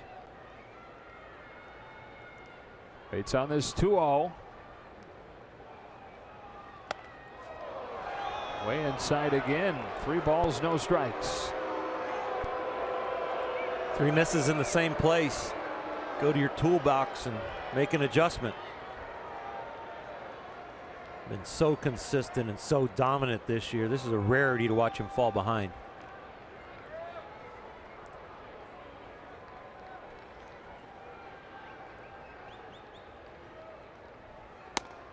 There's a strike, 3-1.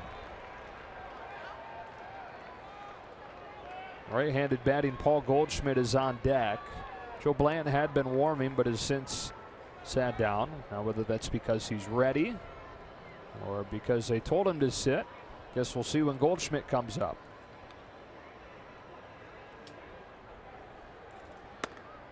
Back-to-back strikes after falling behind 3-0. Good adjustment from Adam, just staying with his mechanics, getting down and through the ball. That was Monty also by calling fastballs away to the lefty to try and change his sights a little bit instead of pounding the ball in. I'd go with the same fastball away here if you can get it out there. Keep him in line.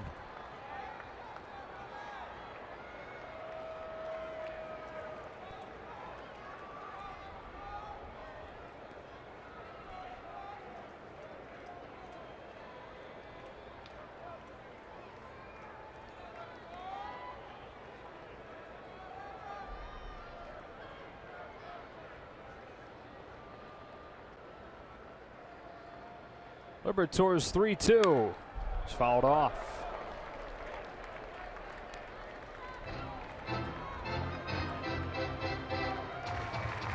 Jake Lamb with Segura at first.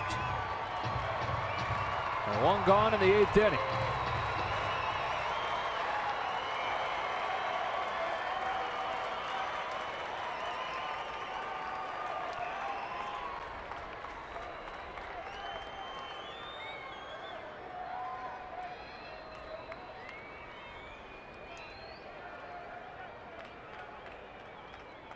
Here comes another 3-2, and he just misses ball 4. That's a tough walk for the Dodgers. Lamb only hitting 150 off of left-handers. Adam comes in to face him. Dave Roberts probably going to have to make another move now with Goldschmidt coming in, and they got squeezed right there. Strike zone says that was in there. Ball creeping down, and Yasmani framing it, not getting the call from Torres. And it will be Joe Bland, who had sat down because he was ready, and he'll need to be. Paul Goldschmidt comes up with 2 on in the 8th inning.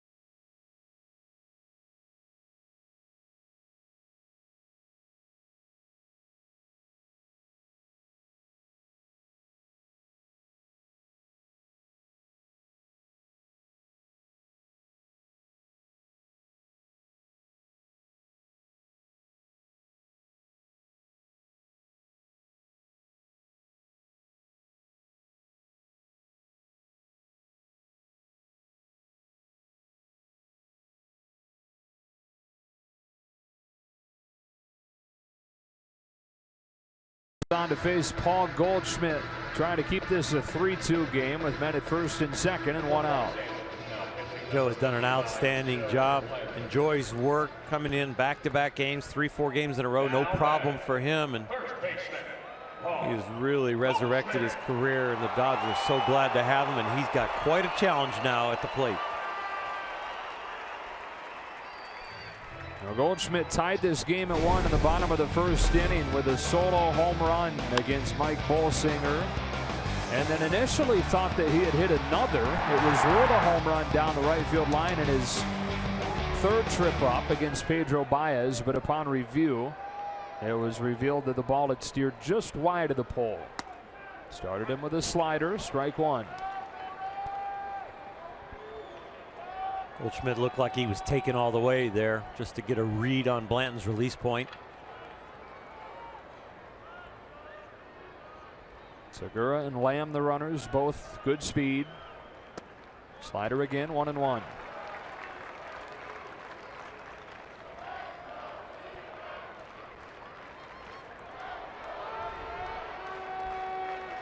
Dodgers have done a good job with Goldschmidt so far this year. A home run, the exception. And he's only 2 for 15 against LA in the 4 games. 2 on, 1 out in the 8th, and a 1-1.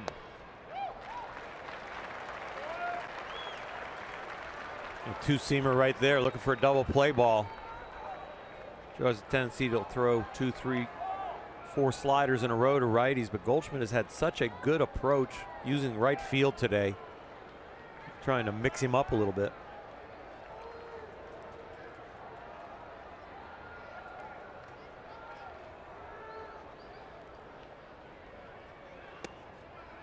How about that pitch? 2-2. It's outstanding.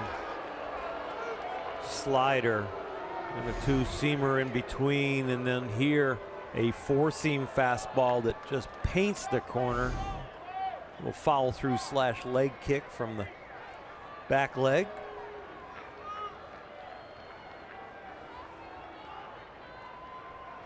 David Peralta waits on deck. Key spot here in the 8th. 2-2.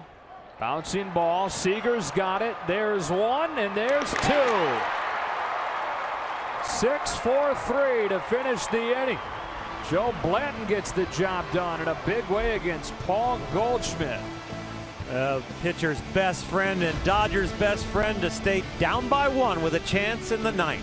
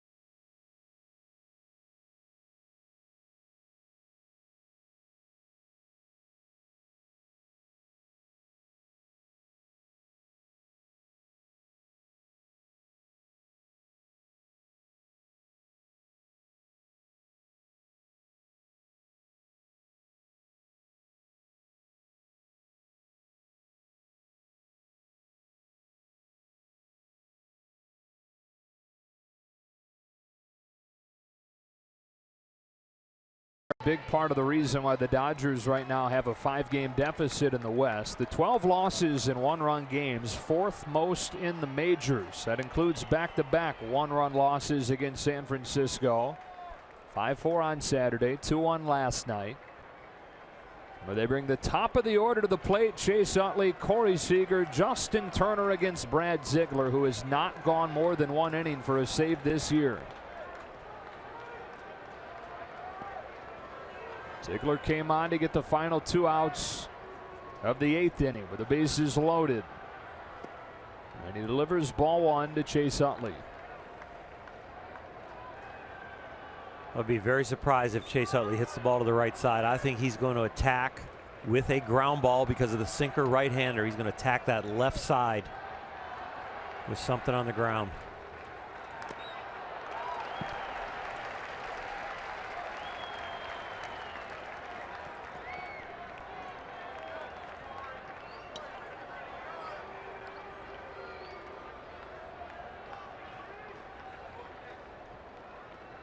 You would think with that sidearm delivery, he would be much harder on right-handers, but righties actually better numbers against him.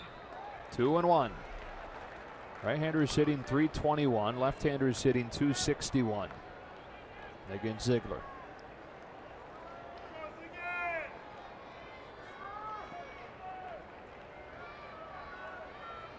Is 2-1 to Chase Utley. Bouncing ball to Segura.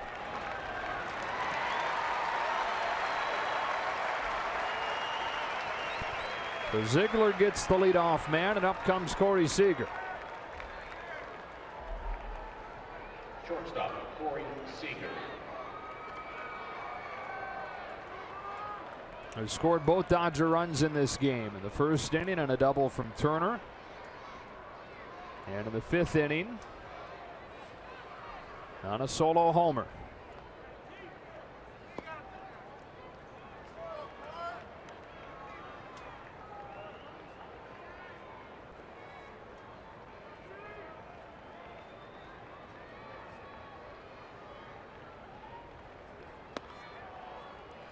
(2-0). Dodgers have not lost 3 consecutive one-run games in 3 years. You have to go back to September 6th through the 8th. 3 straight one-run losses against the Reds. Outside corner, 2-1.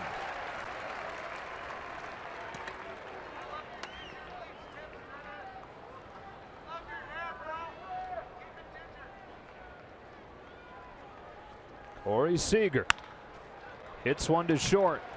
Tough bounce, gobbled up by Ahmed. 2 gone.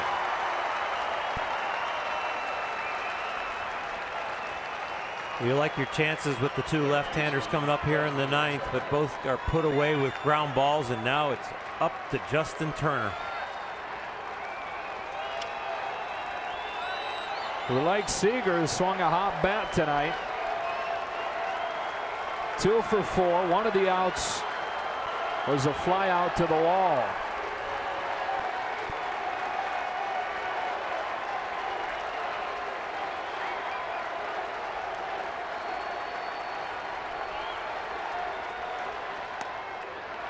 Strike 1.